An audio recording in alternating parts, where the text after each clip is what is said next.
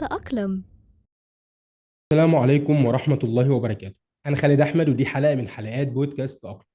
شخصية النهاردة تقريبا بتمثل كل شخص فينا وتشعر لوهلة إن أنت اللي بتتكلم، وده لأنه كان مشتت بين تخصص في كليته ومجال ترند مرتبط بسوق العمل.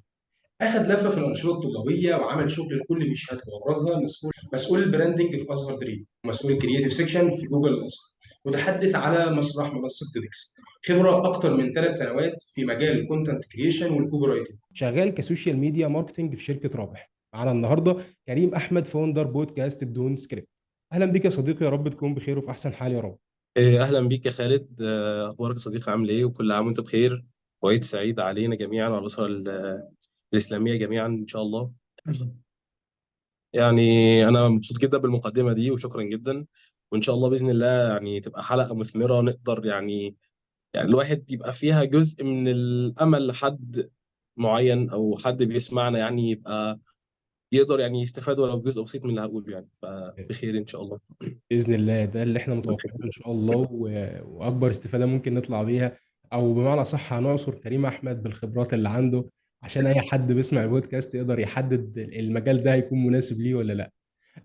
خلينا في البدايه تحت أمرك كده. أكيد. حبيبي، خلينا في البدايه كده برضو، ما يبقاش كريم احمد مين او هو مبهم، فحابين نعرف عنك اكتر برضو يا كريم. طيب، أنا كريم أحمد عندي 23 سنة، من محافظة أسوان، واتخرجت من كلية تجارة إنجليزي جامعة الأزهر. نرجع يعني كمان 4 5 سنين ورا. م. أم، كريم كان شخص يعني هو بيحب يتعلم عامة. أنا كشخص كده بصنف نفسي كشخص محب للعلم، م. وبيحب إن هو يتعلم كل جديد. بدأت كده من أنا وصغير، في ثالثة إعدادي بالظبط دخلت منحة كانت تبع الاي يو سي، الجامعة الأمريكية، كان اسمها اكسس مايكرو سكولرشيب. حلو. كانت كنت انا اكسس المناي 9. كان في اسوان، يعني كان باتش بيبقى سنتين، بياخد الطالب من ثالثه اعدادي لحد سنتين يعني. من ثالثه اعدادي بيبدا ان هو يعني يحطه في ديسيبلين خاص يعني يعني الامريكان انجلش بشكل عام كدراسه. آه، مش جاست ككورس. بت بتروح بتحضر حد بيديك شويه كلمات وبتحفظها وبترجع تحفظهم. لا، يعني كان في يعني شكل واضح وسيستم، يعني معمول بشكل كويس جدا. ازاي يخليك تعرف تفكر بالانجلش، ازاي تتكلم انجلش صح، ازاي يعني يبقى الانجليش هو اسلوب حياه.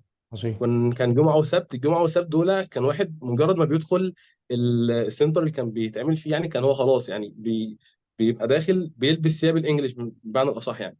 حلو. فكانت تجربه كويسه. الواحد اخذ سنتين، كان الواحد يعني المايند سيت بتاعته اتظبطت بشكل كويس.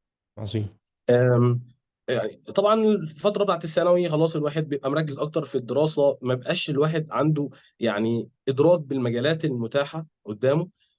لكن في الفتره دي الواحد يعني بقى بيعرف شويه ناس معينين. يعني مثلا عرفت احمد ابو زيد، كنت بسمع احمد ابو زيد، كنت بسمع كريم اسماعيل، احمد شاهين، الناس المؤثره دي.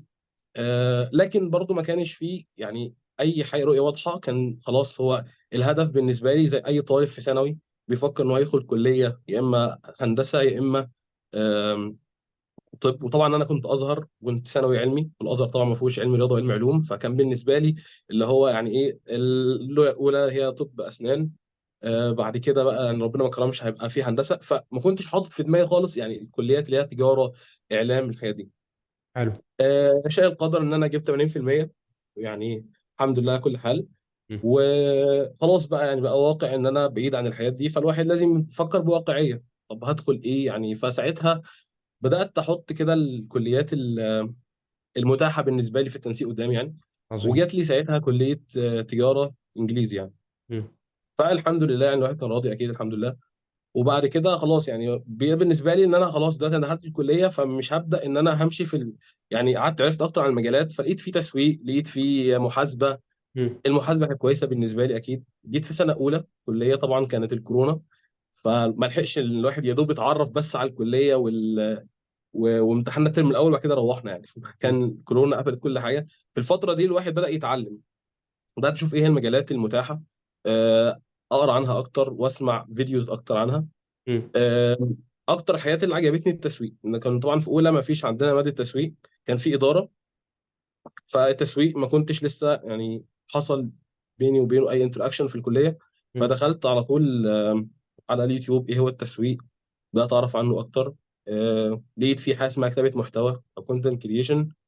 اكتشفت ان اصلا كل الفيديو كرييتورز على اليوتيوب، على كل المنصات، هم دول اصلا يعني بشكل او باخر يعني دول فيديو كرييتورز وليهم علاقه بالكونتنت كرييشن. لقيت ان المجال ده هو مرتبط بده، طب ده جميل جدا. طبعا يعني الواحد قعد يسمع كتير كورسز، اديت له شويه معلومات، يقرا مقالات. مم. كنت مقرر ساعتها في سنه تانية، كان في يعني كذا حد ليا نصحني ان انا استغل الكليه او فتره الكليه ان انا ادخل انشطه طلابيه. عظيم. دخلت، كان في يعني نشاطين هم اللي عرفتهم. كان نشاط منهم هو MSB مايكروسوفت ستودنت بارتنر مم. في جامعه الازهر، وكان ازهر دريم. قلت خلاص انا بما ان انا في تجاره، فانا هدخل واحد يبقى محاسبه اكاونتنج، حلو. والتاني هيبقى ادخل اجرب في الديجيتال ماركتنج بشكل عام. يعني فدخلت كل في ده MSB حصل، ديجيتال ماركتنج. كل ده حصل في اول سنه؟ يعني انت في اول سنه بدات تشوف وبدات تعرف، وده بسبب فرصه كورونا؟ يعني ده احنا كده بنتكلم إن بالظبط. انت عرفت مجال الماركتينج او بدات تفهم يعني ايه كونتنت وحاجات بديهيه من اول اولى كليه. بالظبط كده. هو فتره الكورونا كانت فتره كبيره طبعا، كنا قاعدين في البيت كلنا. فانا زي ما قلت لك انا عندي حته ان انا بحب ادور، يعني حته الريسيرش دي يعني اتبنت من عندي من وانا صغير. بحب اريسيرش على اي حاجه. مم. بحب اوصل يعني لخيط فيها على الاقل يعني. بحب فكره ان انا ابحث عن حاجه، اوصل لمعلومه لنفسي. مم. ودي فادتني جدا بعدين يعني. ف... فالكورونا فعلا كانت فرصه يعني كويسه طبعا. يعني كان في شويه اكتيفيتيز كتير بتحصل يعني بعيدا عن طبعا هو ما دخلتش في المجال. ودي برضو كانت نقطه الواحد يعني ندم عليها بعدين، ان هو ما استغلش بقى الكورونا ان هو يركز في مجال واحد ويبدا ان هو يدوس فيه ويكمل فيه. حلو. كنت يعني بس هي كانت فتره حلوه ان انا قدرت اعرف اكبر قدر من المجالات. يعني عرفت عن السيلز، عرفت الماركتينج، عرفت البيزنس ديفلوبمنت كده من بره، المحاسبه، الجرافيك ديزاين. حتى كنت حاولت بقى في جرافيك ديزاين حلو. وفشلت، يعني ما كنتش حاسس نفسي ان انا مش مجالي، وبعد كده سبته يعني. هنرجع للقصه دي بعدين. طيب. آم، فيعني هي كانت مرحله ديسكفري اكتر.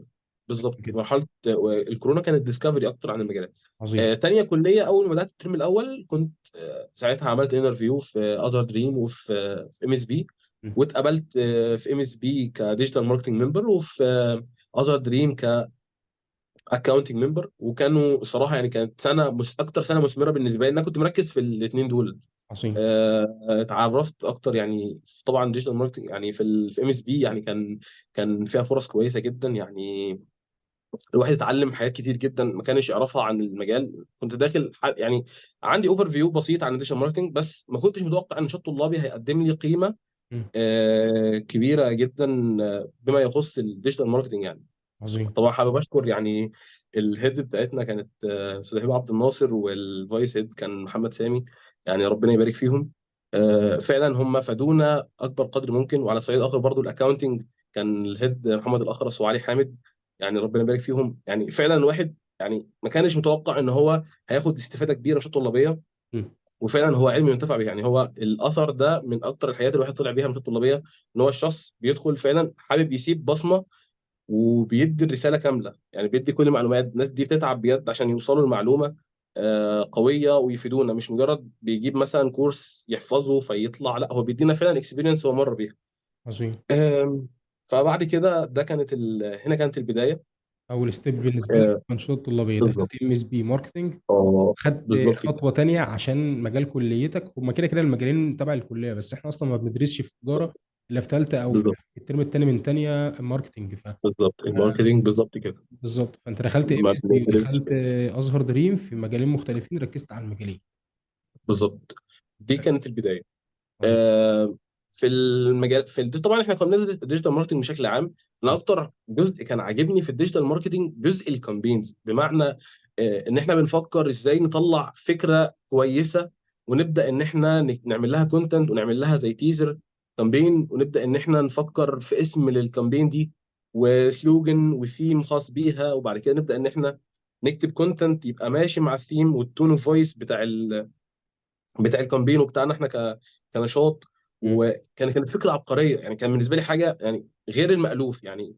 ساعتها الواحد فعلا حس بقى حته الكرياتيفيتي دي حاجه مهمه. وانا من بدري، من انا وصغير بحب اقرا يعني. انا بالنسبه لي اكتر طيب في الافلام وفي الروايات هي الساينس فيكشن والخيال والفانتزي. العلم والحاجات دي. يعني الخيال العلمي والفانتازيا، ده اكتر حاجات بحبها يعني.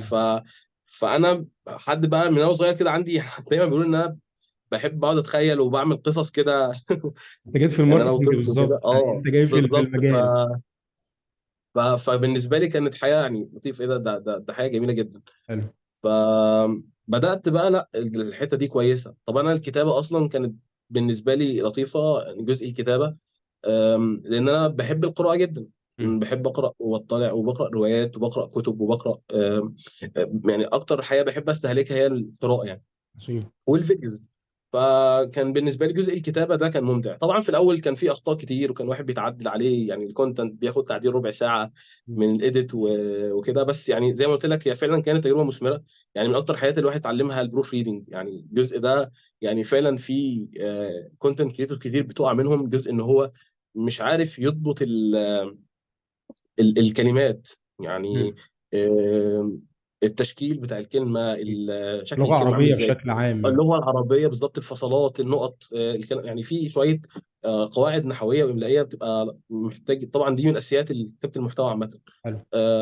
فدي من الحاجات برضو الواحد استفاد بيها جدا، وفادتني بعد كده ان انا لما جيت اشتغلت يعني. طيب حلو، آه، خلينا نرجع خطوة لورا شوية بالظبط. يا كريم. وهي مهم. المنحة اللي انت اخدتها في الجامعة الأمريكية، هل اوكي. الحاجة ديت فادتك؟ يعني انت ككريم مستحيل ما تكونش فادتك، بس احنا بنتكلم الإفادة الشخصية أكتر من الإفادة التقنية اللي انت خدتها كمحتوى إنجليزي، أو اللي انت بقى عندك إلى حد ما مهارة سوق العمل محتاجها حاليا، وانت ما كنتش تعرف ده في الوقت ده أكيد، بما انك كنت لسه بالظبط. في ثالثة إعدادي أو كده. فهل الحاجات مهم. دي أو حضوري للمنح أو حضوري للكورسات من بدري ده بيأثر عليا أو بينمي عندي حاجة بعد كده؟ هو بيأثر على المايند سيت. يعني هو الفكره كلها ان هو بيديك شويه كده، يعني انت بتبقى بتفكر بطريقه مختلفه عن اي حد تاني. بيطور العقلية. آه، بتطور بالظبط، بتطور كتير يعني. احنا يعني كان هو ما كانش يعني كنا بندرس حاجات ليها علاقه بالسوفت سكيلز يعني. م- كان بندرس برزنتيشن سكيلز، كان بشكل كده. كان حد بيتعلم حاجه معينه م. وبيجي بيعمل برزنتيشن قدام الكلاس كله. عظيم. فدي كانت بتقوي البرزنتيشن سكيلز، الكوميونيكيشن سكيلز. انا طبعا يعني انت عارف طبعا احنا كنا ازهر. م- فيعني برضو انت عارف يعني الواحد ما بيبقاش بيعرف يتعامل. م- فدي كانت نقطة مهمة، ان الواحد بقى بيعرف يتعامل، بيعرف يكومينيكيت مع الناس. م. فدي كانت من الحاجات المهمة جدا. يعني كان حوار الديدلاين والالتزام بالتاسكات، يعني تايم مانجمنت. احنا كان في تاسكات بتنزل علينا، فلازم نمانج التايم ان احنا نسلم التاسك قبل الديدلاين. حلو. فكل دي كانت مهارات كتير الواحد يتعلمها كسوفت سكيلز، فعلا فادته بعد كده. فيعني كانت، لا طبعا كانت وبرضه طريقه المذاكره. يعني احنا كنا بنتعلم طرق في التعلم جديده. كل دي حاجات فادتنا. اخدنا كورس يعني، اخدنا برضه ما كانش منطلقه بس على الانجليش. اخدنا كورسات في البرمجه، يعني HTML و CSS على خفيف كده، حلو. ازاي نتعامل مع HTML و CSS. اخدنا برضو جزء خاص بالتنميه الذاتيه. ويعني كان ساعتها لسه الترند بتاع التنميه البشريه كان لسه طالع في اوائله. فبس كانت حاجات فعلا يعني. كان هما المحاضرين كانت فعلا من الحاجات المثمره الواحد يتعلمها في حلو. علاقه بالليدر شيب وازاي الواحد يذاكر، والمايند مابس. يعني الحاجات دي فعلا لحد دلوقتي بستفاد بيها لما اجي بذاكر حاجه. ان انا عايز الخص جزء معين، فاعمل له مايند ماب معين، وابدا ان انا خريطه ذهنيه واوصل واظبط العناوين بتاعتي بناء على المايند ماب دي. ففعلا في حاجات يعني كملت مع الواحد في طريقه التعلم بتاعته. عظيم. فهو فادني على يعني على صعيد كبير جدا، سواء على صعيد بقى اللي هو الشخصي ككريم، انه يبني عندي سكيلز كتير. م. وعلى جزء بقى الانجليش طبعا الواحد استفاد كتير جدا. وطبعا الكورسات يعني او المنح بشكل عام، هي ما فيش حاجه ما بتضرش يعني. اي حاجه الواحد هيتعلمها مش هتضرك، لانها هتفيدك. ولو هتستفاد بمعلومه واحده، لو بكلمه واحده م. هتستفادها، فده طبعا يعني بيبقى شيء جميل جدا. يعني الواحد يعني احنا بنضيع وقت كبير جدا على السوشيال ميديا وعلى الالعاب وعلى الجيمز وعلى الخروجات. ليه لا ما نبقاش في جزء من الوقت الواحد بيستغله في الحاجه دي؟ عظيم فاكيد جدا. حاجه، اي حاجه بتطور الانسان ولو 1%، طبعا ده شيء يعني مثمر جدا يعني. طيب نرجع لنفس السياق اللي كنا بنتكلم اوكي. فيه. خدنا ام اس بي، وخدنا ازهر دريم اوكي. كاكونتنج بالظبط. وماركتنج. خلصنا السيزون. اوكي. لسه عايز، قبل ما بدأ، بالظبط. قبل السيزون، يعني انت عملت مهم. ايه في السيزون بتاعك في ام اس بي، وعملت ايه في الحاجات اللي هي انت كنت خاص بيها في الاكونتنج في ازهر دريم؟ كنا عملنا يعني، كان في يعني حاجات كتير اتعملت يعني. كان في ايفنتات عملناها يعني حلو. في ام اس بي، كانت عملت في ايفنتات كانت كويسه جدا. مم. في محتوى اتكتب في ازهر دريم. يمكن برضو كان الجزء ان احنا بننفولف فيه كان اكتر شويه في جزء الاكونتنج، لان احنا كنا بنتعلم في مرحله، مم. وبعد كده كان في ترم تاني بنبدا ان احنا اللي احنا اتعلمناه بقى بنشرحه لناس تانية اللي هم البارتيسيبنت. مم. فكنا بنشارك بقى ان احنا اللي اتعلمناه، كان كل شخص، كل اتنين ممبرز كانوا بيشرحوا ال 10 بارتيسيبنتس وكده. عظيم. فده كان جزء برضو في برزنتيشن سكيلز وتطبيق. فاحنا كنا مركزين برضو على الاكونتنج ك كاكونتنج، كنا مركزين برضو على سوفت سكيلز، ان احنا نشرح ونبريزنت، وفي ديدلاين، في تاسكات مم. بتتسلم وهكذا يعني. عظيم. فكان في برضو شغل يعني على المهارات، وعلى الاساس نفسه اللي هو الاكونتنج يعني. حلو. آه، كانت تجربه مثمره يعني. انا بعد كده طبعا بعد ما خلصت السيزون كنت لسه هسألك بدات ان أنا خلاص. يعني نعم. خلصت السيزون كممبر في ام اس بي وازهر دريم، عملت ايه بقى الاثنين، بالظبط. كانت الفتره دي طبعا كنت انا محتاج ان انا اركز في حاجه، فركزت كنت محتاج بقى ساعتها اختار، فاخترت ساعتها بقى الماركتنج او ديجيتال ماركتنج بشكل عام.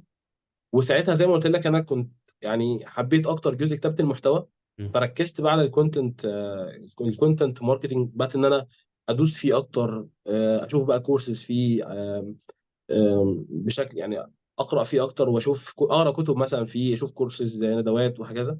كمان انا عايز اخد من كلامك لا. في الحته دي. حقيقي حقيقي انت قلت نقطه م- مهمه جدا. انا بدات ابحث، يعني انا ما كنتش م- معتمد على الهيد اللي كان معايا في النشاط الطلابي. ودي اول مقوله اي حد معانا في البودكاست حرفيا هو بيقول لك يا جماعه انا بدات ابحث. انا كنت بالظبط. باخد المعلومه وابدا ادور على المعلومه اكتر. فدي نقطه برضو اي بالظبط. حد ممكن يكون بيسمعنا، يا جماعه والله انت دخلت نشاط طلابي هو مش هيديك كل حاجه، انت لازم تبحث ولازم تدور. اكيد. اكيد طبعا. م. بالظبط. هو البحث عامة يعني في أي مجال، بالذات بتكلم على على الماركتينج يعني. آه هو الريسيرش ده من أهم الحاجات اللي بتتعمل في يعني أصلا، يعني قبل أي حاجة بتتعمل في في الماركتينج أكتيفيتيز. أول حاجة هي الماركت ريسيرش، إن أنا بعمل بحث سوقي، بشوف السوق بيقول إيه، بشوف المنافسين. فلو ما فيش يعني عند شخص أصلا حتة البحث أو الريسيرش، م. مش هيعرف يعني يوصل لمعلومات وانسايتس ان هو يقدر يبني عليها كامبينز، او انه يبني عليها افكار، او يبني عليها كونتنت. البحث مهم جدا. كل و المجالات، يعني مش في الكونتنت بالظبط. والكوبي بس. يعني انا عشان اعمل البودكاست ده انا بحثت كتير عشان اقدر اعرف بالظبط. شخصيه كريم، وابدا اعرف شخصيه حد تاني، ابدا اشوف البيج بتاعته بتتكلم ازاي. يعني مثلا البودكاست بدون سكريبت، انا انت ما اتكلمتش معايا فيه خالص. فانا مم. بدات ابحث، فانت بدات تشوف الحاجه دي، بتخش مم. على لينكدين، بدات تخش على الحاجات دي. فدي الحاجات اللي انا اتعلمتها من مجال كبي ار. بالظبط. فانت اكيد. بتبقى عندك مهاره بالظبط. بحث لازم تكون قويه. هو البي ار اكيد، والماركتنج كله اصلا واحد يعني. بالظبط. ف- فهو فمهاره البحث مهمه طبعا جدا مهم عند اي جدا حد. في اي مجال دلوقتي. مم. ودلوقتي احنا برضو في عصر التكنولوجيا يعني، في جوجل دلوقتي ما فيش معلومه مش على جوجل يعني. بالظبط. زمان كان ممكن المعلومات يعني فيها شويه نظره شويه، انت مش بتلاقي مش اي حاجه انت عايزها ممكن تلاقيها على جوجل. بس دلوقتي يعني نسبه 99.9 انت ما فيش حاجه بتفكر فيها دلوقتي، او حاجه عايز تتعلمها، مش هتلاقي لها مليون مصدر مجاني على جوجل، ده حقيقي. سواء انجليش او عربي. يعني يمكن احنا عندنا في الوطن العربي كتير المحتوى كل العربي حاجه. قليل معروف، بس المحتوى الانجليزي يعني كتير جدا، مم. يعني منتشر بشكل في كل النواحي اللي انت محتاجها. مم. ف... فالبحث طبعا مهم جدا. انا عظيم. ساعتها بقى زي ما قلت لك بدات ابحث على الكونتنت. بدات ان انا يعني اكتب اكتر، وان انا احاول ان انا يعني اوصل لمعلومات قويه بقى شويه في المجال يعني. ساعتها برضو احنا كان في ام اس بي كنا خدنا الكورس بتاع يوداسيتي، مم. وده كان جزء خاص بالكونتنت ماركتنج، عظيم. فكان فيه شويه معلومات لطيفه يعني. مم. بدات ان انا اطبق اكتر على المعلومات دي يعني. كان ساعتها كان في تقديم السيزون الجديد في ازهر دريم. على طول السنه بتخلص بيبدا بورد جديد يمسك السيزون. فانت كنت شايف الموضوع ازاي؟ هل قدمت ولا انت طنشت بقى خلاص انا خدت المعلومات واخد نفسي وامشي ولا ايه؟ طيب. هو يعني ساعتها انا كان في تشالنج كده بالنسبه لي، ان انا كنت ساعتها في اذر دريم، كانوا هم محتاجين ان انا اكون كهيد يعني في الديجيتال ماركتنج وكده. مم. آه، ف فما كان فقلت انا خلاص، زي ما قلت لك، أنا في الاول كنت محتاج ان انا اقرر اكمل في الاكونتنج ولا في الديجيتال ماركتنج. انا طبعا قبل السيزون كنت خلاص مقرر، يعني مقرر ان انا هكمل في الديجيتال ماركتنج، لان انا خلاص شايف ان ده المجال اللي بالنسبه لي اللي انا هكمل فيه. مم. و فساعتها بقى كان البريزيدنت كان عبد الرحمن كور يعني، فكان كلمني وقال لي يعني يلا بينا نكون، يعني السيزون الجاي انا هكون بريزيدنت برضه، فيلا بينا ايه، آه يعني تكون انت معانا كديجيتال ماركتنج هيد. فقلت له تمام زي الفل. قعدت طبعا ظبطت البلان. مم. كنت انا كان عندي ساعتها يعني رؤيه في الكامبين، او شكل الكامبين بتاعت التقديم البورد بقى عامه يعني. مم. فكنا ساعتها بقى اتناقشنا في الموضوع ده، وساعتها بقى عملت البروسيس والبلان بتاعت الهيد وقدمت واتقبلت، وبدأنا السيزون يعني، وعملنا يعني تو كامبينز لطاف جدا، من اكتر الكامبينز الواحد يعني كان فرحان ان هو عملهم. حلو. كان كان في الكامبين الاولى اللي هي بتاعت تقديم الممبرز، كان جي بي اس. ساعتها كنت فكرت في ان اي حد بيحتاج جي بي اس في طريقه. مم. ف... فالجي بي اس ده طبعا معروف، الجي بي اس العادي. مم. كان ساعتها اتهرى بقى جزء ال... الطريق والصاروخ والمش عارف ايه، حلو.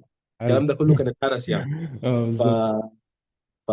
فقلت بقى الجي بي اس. طب فالجي بي اس طلعت منه 3 كلمات اللي هم جايد. انت اصلا اي حد بيحتاج ايه؟ بيحتاج جايد، حلو. جايدنس، و وستدي، ده ماشي. الاس، والبي براكتس. انت اول حاجه حد يرشدك، تاني حاجه حد يعلمك او تذاكر يعني، مم. وتالت حاجه انك تطبق على اللي انت علمته. مظبوط. فده كان طلع من كلمه جي بي اس يعني. فسميناه بقى دريم جي بي اس، وده كان تقديم الممبر.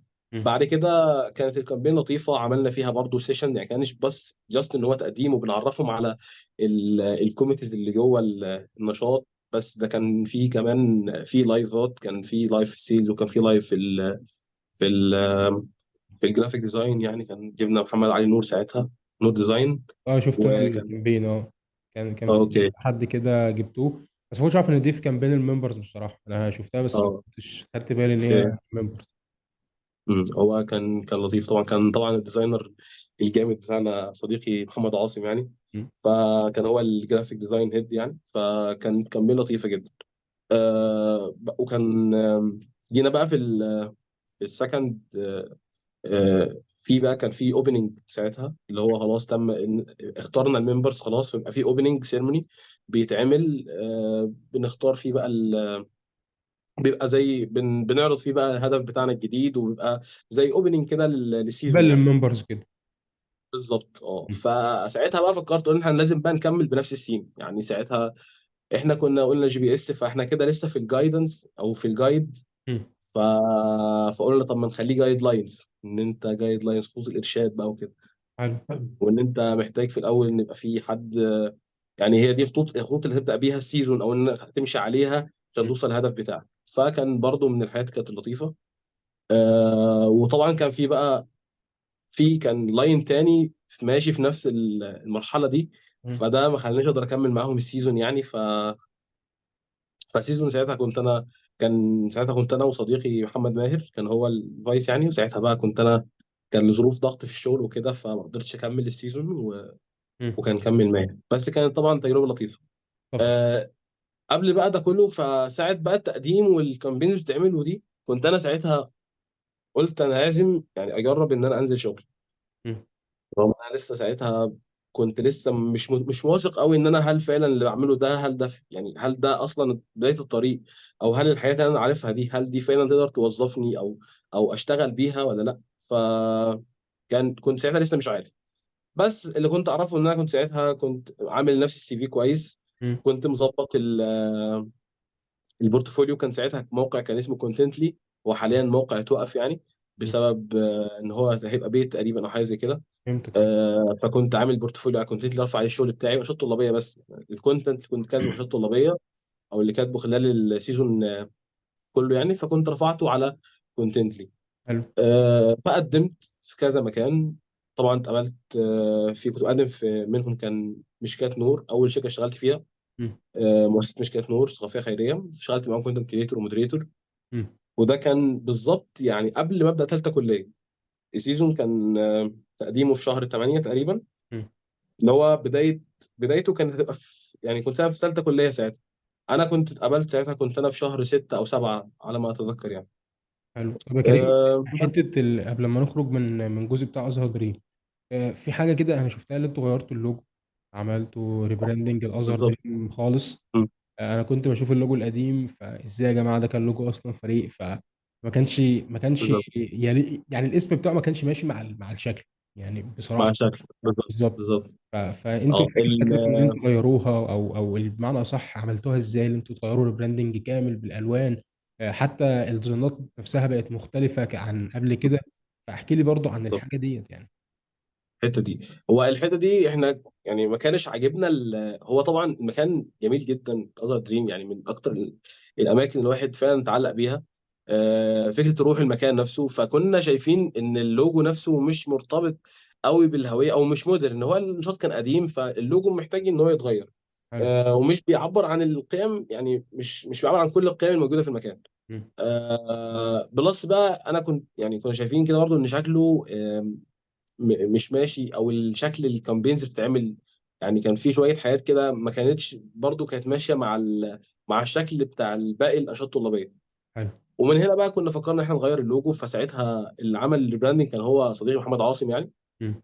هو اللي عمل الريبراندنج كلوجو ديزاين والفكره بتاعته وكده يعني. وساعتها بقى نزلنا كامبين، يعني عملنا بقى ريبراندنج، نزلنا على الصفحه بتاعتنا بان احنا غيرنا اللوجو وليه غيرناه والحاجات دي كلها.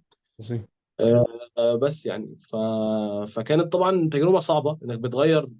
طبعا الناس اللي قبل كده ما كانش عاجبهم الموضوع ده اكيد، يعني ان هو الناس ارتبطوا بهويه معينه. فهم يعني شايفين بقى ان في حاجه اتغيرت في المكان اللي هم فيه. بس طبعا مع الوقت خلاص يعني بقى الناس اتعودت. مم. وكان في ناس عجبها، في ناس ما عجبهاش.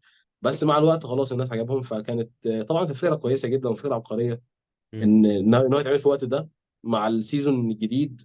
ان هو طبعا هيبقى فرق يعني كل في الهويه، حاجه. وفرق حتى بالظبط. ان حتى كان اثره ايجابي على الناس اللي قدموا. يعني احنا كنا حاطين تارجت ان احنا هيقدم 400 سيزون ده كممبرز يعني. اللي قدم كان 700. دي كانت يعني كان رقم كان بالنسبه لنا كان كبير. اه ان بصراحه 700 يعني. شخص يقدم من جامعات مختلفه. كان غالبا اللي بيقدم كان جامعه القاهره بس، جامعه الازهر بس قصدي. مم. فلقينا ان في ناس مقدمين جامعه القاهره وجامعه عين شمس. يعني كان الريبراندنج نفسه كان سمع على صعيد الانشطه الطلابيه كلها في مصر، مش في الازهر بس يعني. هو حتى فكانت يعني حاجه جميله جدا. لحد الان ازهر دريم اكتر مكان بيستقبل ناس من بره جامعه الازهر يعني. اغلب الناس اللي بالظبط. فيه، او اللي مثلا لو بتتكلم 30 40% من اللي فيه ناس من بره جامعه الازهر. بالظبط. اكيد طبعا.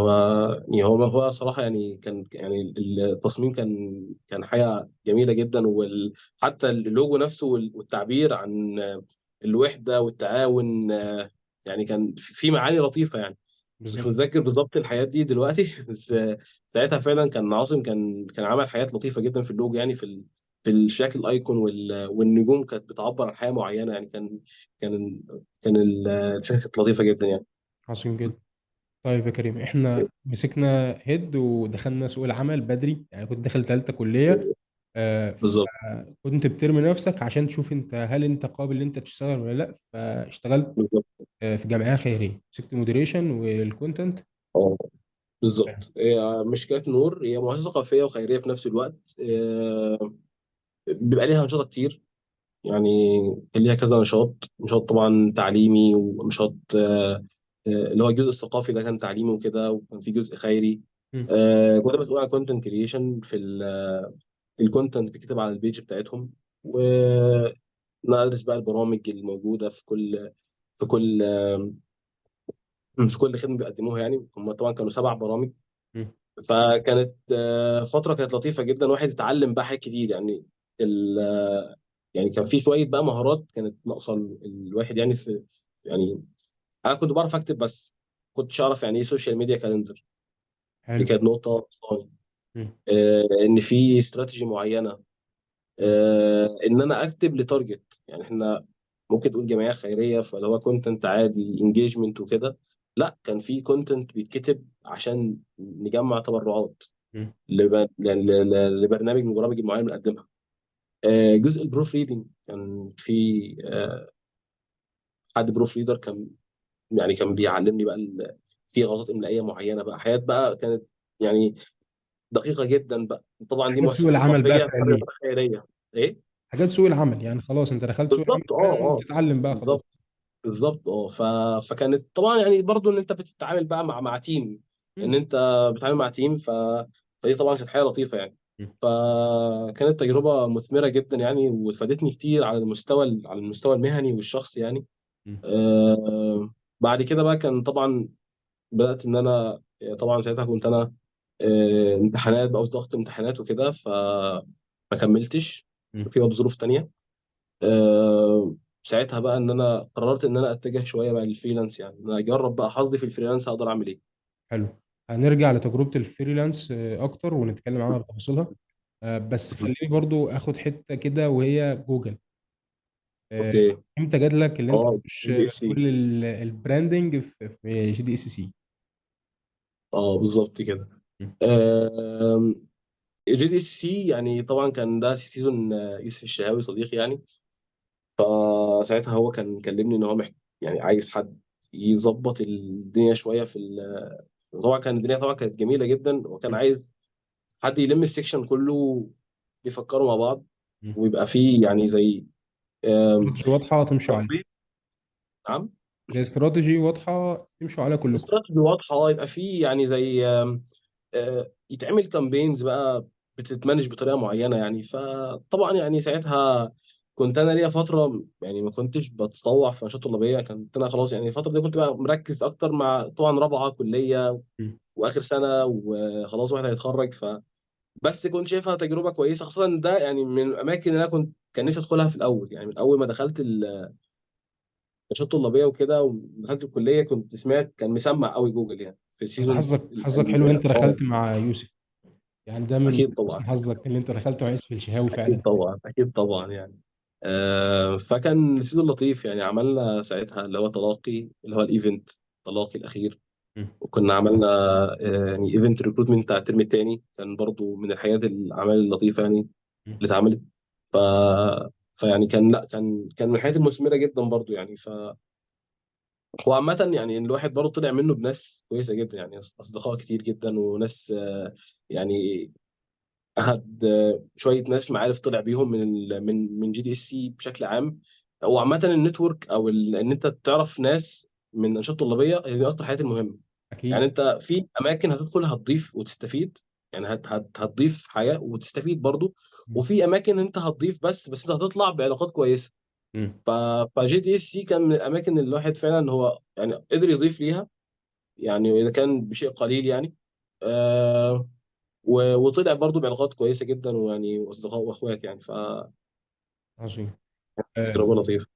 يوسف كان معانا في حلقة بودكاست قبل كده، واتكلم عن حتة إن هو أصلا ما كانش عنده ناس في الميديا، أو الناس بتعمل ديزاينات كانوا قليلين عنده. فكانت الحتة دي إلى حد ما مش متظبطة قوي في اللجنة، مع إن الناس اللي كانت موجودة كانت شايلة الشغل.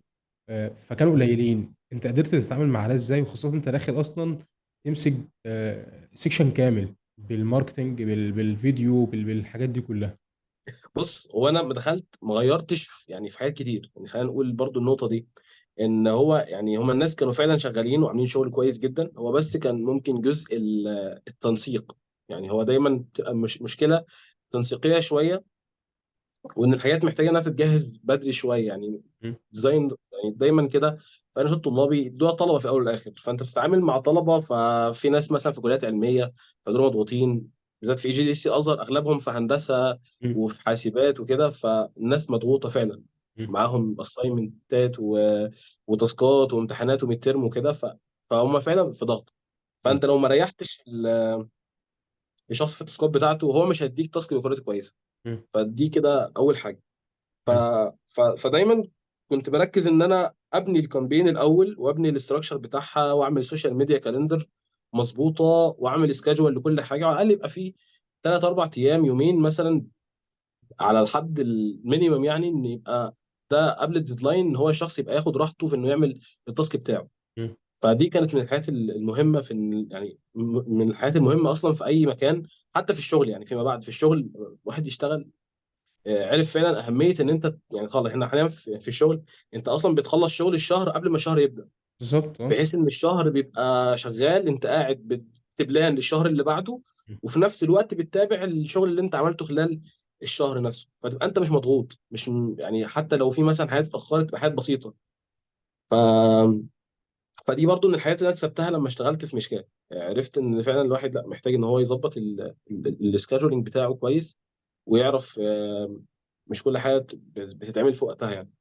مظبوط. فممكن دي بقى النقطه في الانشطه الطلابيه، ان هو يلا احنا في بوست الساعه 5، فعملنا ديزاين الساعه 4، في ناس فده في ناس ما بتخلصوا ينفعش الساعة يعني. 5 أصلا يعني. بنبدأ في الساعة بالظبط. 4. وهو الديزاينر هيخلصه الساعه 8 مش الساعه 5. بالظبط، احنا كلها هو عارفة الديزاينر كده. هيخلصه، هيقعد 3 4 ساعات فيه اكيد. اه بالظبط. فدي المشكله. مم. ف... فيعني ده لما اتعمل السيستم ده، يعني ريح الدنيا بشكل كبير. يعني قدرنا ان احنا نحط وقت اكبر ان احنا نفكر، نطلع افكار. ما كانش في يعني يعني هو كان في عندهم جزء ان الكونتنت ينزل بشكل دايركتلي. لا احنا كنا ممكن قللنا فتره الكونتنت بشكل ان احنا نقدر ان احنا نطلع افكار وتخلص وتنزل، يعني يبقى في بقى راحه في النشر وكده. مم. ف... فطبعا يعني مجهود برضو الجزء الماركتنج برضو يرجع برضو لعطيه. عطيه طبعا ما شاء الله كان شايل كتير، وكان شايل السيزون يعتبر من الاول في جزء الماركتنج يعني. مم. وبرضه الجرافيكس برضه كانوا شايلين جزء كبير يعني. فلا فيعني هم كانوا ما شاء الله عليهم يعني كشغل، كانوا كويسين جدا. بس لا يعني لما الشغل يعني برضه جزء التصميمات يمكن هو اتحسن شويه لما البريف واضح. يعني برضه كان الديزاينر بيمشي بمزاجه، فما فيش حد بيديله بريف واضح ان هو يمشي عليه كديزاين. مم. فلما يبقى في بريف للديزاينر، محتاجين الديزاين يبقى فيه 1 2 3 4، نركز على 1 2 3 4، مم. بقى الديزاين يطلع بشكل فيجوالي مظبوط شويه. فطبعا يعني ايفنت طلاقي كان ديزايناته كانت لطيفه جدا، وكان مجهود عظيم. يعني هو من اكتر الحاجات اللي انا فعلا الواحد فخور ان هو اشتغل عليها، مم. لان هو حياه اسست فعلا بشكل صح من الاول يعني. مم. ف فلا يعني إيه. يعني نقدر نقول ان انت كنلخص التجربه بتاعت كريم في جي دي اس سي الازهر في سنه يوسف، كانت حته التنظيم والاداره بتاعت البيدج ذات نفسها. يعني بالظبط كده اه. وجزء بقى زي ما قلت لك، هو كان ساعتها كان اداني البوزيشن بتاع الكرياتيفيتي سيكشن هيد. فهو قال لي احنا محتاجين نعمل حاجات كرياتيف. مم. ف... فيعني هي بقى كان جزء ان انا افكر بقى ان انا اطلع فكره كامبين. يعني انا برضو دي من اكتر الحاجات برضو اللي ايه، اللي انا يعني مش عايز اقول شاطر فيها، بس انا بعرف اعملها. ان انا بعرف اطلع فكره كويسه، يعني انا بعرف ابني كونسبت كويس. باخد كونسبت ببني عليه ايديا، فبطلع فكره وبطلع اسم كويس، وحاجه تسمع، يعني حاجه فعلا تسمع سواء بقى على صعيد بقى الطلابيه، في حاجات عملتها في الطلابيه، أو في صعيد الشغل يعني. مم. ف فطبعا لا يعني هي كان جزء ان انا اطلع حاجات كريتيف شويه. كان في فيديو كان اتعمل سكريبتد برضو، كان برضو من الحاجات برضو لطيفه انا اشتغلت عليها. مم. فلا يعني هو في حاجات كتير اتعملت يعني، بس هو كان جزء من المانجمنت ان انا اعمل يعني ايه، يعني يبقى بظبط الكوميتي تشتغل مع بعض ازاي بطريقه كويسه، من غير ما يبقى فيه لخبطه، ومن غير ما يبقى فيه ضغط على حد من الممبر مثلا يبقى مضغوط او كده. هو ده كانت بالظبط حاجه اساسيه طبعا في الشغل يعني. حلو قوي. طيب يا كريم، خلينا نخش على حته كمان، وهي احنا خلاص جوجل كان نشاط طلابي في الاول وفي الاخر، خدنا منه اكسبيرينس كويسه اكيد، اللي يعني طلعت بخبرات غير المعارف من جوجل. زي ما انت قلت ان انت بدات تشتغل على افكار كرييتيف. يوسف مثلا اداك سيكشن كامل، يقول لك انا عاوز اسمي السيكشن ده كرييتيف سيكشن، فانت تطلع لي افكار، فانت بدات تشتغل على الافكار دي، حاجه هتضيف ليك في البورتفوليو بتاعك او في السي في بتاع الشغل فيما بعد. بعد بالظبط. فترة جي دي اس سي انت كنت بتتخرج، وانت اصلا كنت داخل في نص السيزون في جوجل، فماذا بعد؟ ماذا بعد؟ يعني هو طبعا زي ما قلت لك، هو كان في حاجات كتير بتحصل. يعني هو ما كانش الحاجه كانت ماشيه مثلا بلاين معين، هو كان لاين وفي جنبيه كذا لاين شغال. حلو. يعني في وقت ما انا كنت شغال في جوجل كنت انا بشتغل فريلانسر، مم. ووقت ما كنت انا في جوجل برضو كنت انا في تيك امباسادور، في الانوفيشن امباسادور تبع تيك، اللي هو تكنولوجي انوفيشن انتربرينور شيب سنتر تبع وزاره الاتصالات مم. في اسوان، من الامباسادور في اسوان. وبرضو كنا ساعتها عملنا، يعني عملنا برضو كامبين، عملنا ايفنت لطيف برضو كان اسمه كارير هايف، مم. بيتكلم عن الكارير وازاي تبدا كاريرك في كذا مجال بقى، اليو اي يو اكس، في البرمجه، يعني في اكتر من مجال. مم. حلو. فكان في شويه حاجات كده بتعمل على جنب يعني. مم. بشكل اساسي ومينلي زي ما قلت لك، انا كنت مركز بقى خلاص ان انا على جزء ديجيتال ماركتنج. بالظبط. وبالاخص بقى الكونتنت، يعني هو الكونتنت هو كان الاساس يعني. حلو. وكنت بقى ساعتها كنت شغال شغال فريلانسر بشكل فول تايم، يعني فريلانسر يعني. مم. آه، يعني فول تايم فريلانسر، اقصد ان انا يعني مش شغال شركه، كنت شغال كل وقتي كفريلانس يعني. مم. كنت شغال مع ايجنتس. كنت ساعتها بدات شغل طبعا على مستقل، موقع مستقل هو من الموقع. كنت ساعتها رفعت بقى الشغل بتاعي عليه خارج طلابيه، عملت عليه بورتفوليو في معرض الاعمال بتاعه. وجالي ساعتها اول شغلانه يعني كانت شركه سوى تصدير. حلو.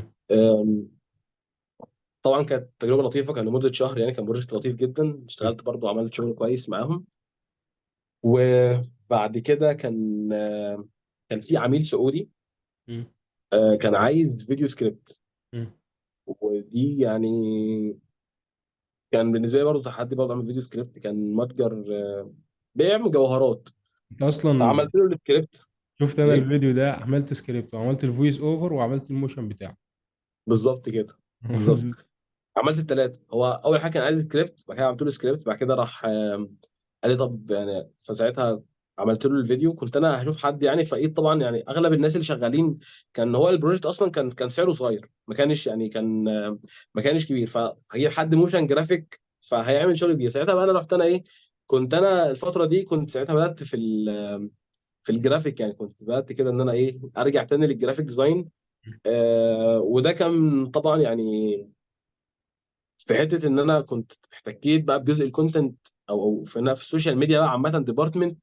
فانت بتتعامل مع ديزاينر، فانت عرفت شكل الفيجوال بيطلع بناء على ايه. انت عايز ديزاين، هو مش الديزاين اللي بيتعمل وبعد كده بيتعمل عليه الكونتنت، لا طبعا، ده هو الكونتنت بيتعمل او الكامبين بتتعمل، بعدين بتبني عليها شكل الديزاينز بتاعتك. بالظبط اه. ف فلما اشتغلت بقى في الجزئيه دي، خلاص الواحد بقى عنده انسايت. زمان لما كنت بدات زي ما قلت لك، لما اتعلمت في فتره الكورونا الجرافيك ديزاين، اتعلمته ادوات. انا بعرف استخدم التول بتاعت الفوتوشوب كلها، بس ما اعرفش اعمل بيها اي حاجه. ليه؟ حلو. لان انا ما عنديش انسايت في دماغي.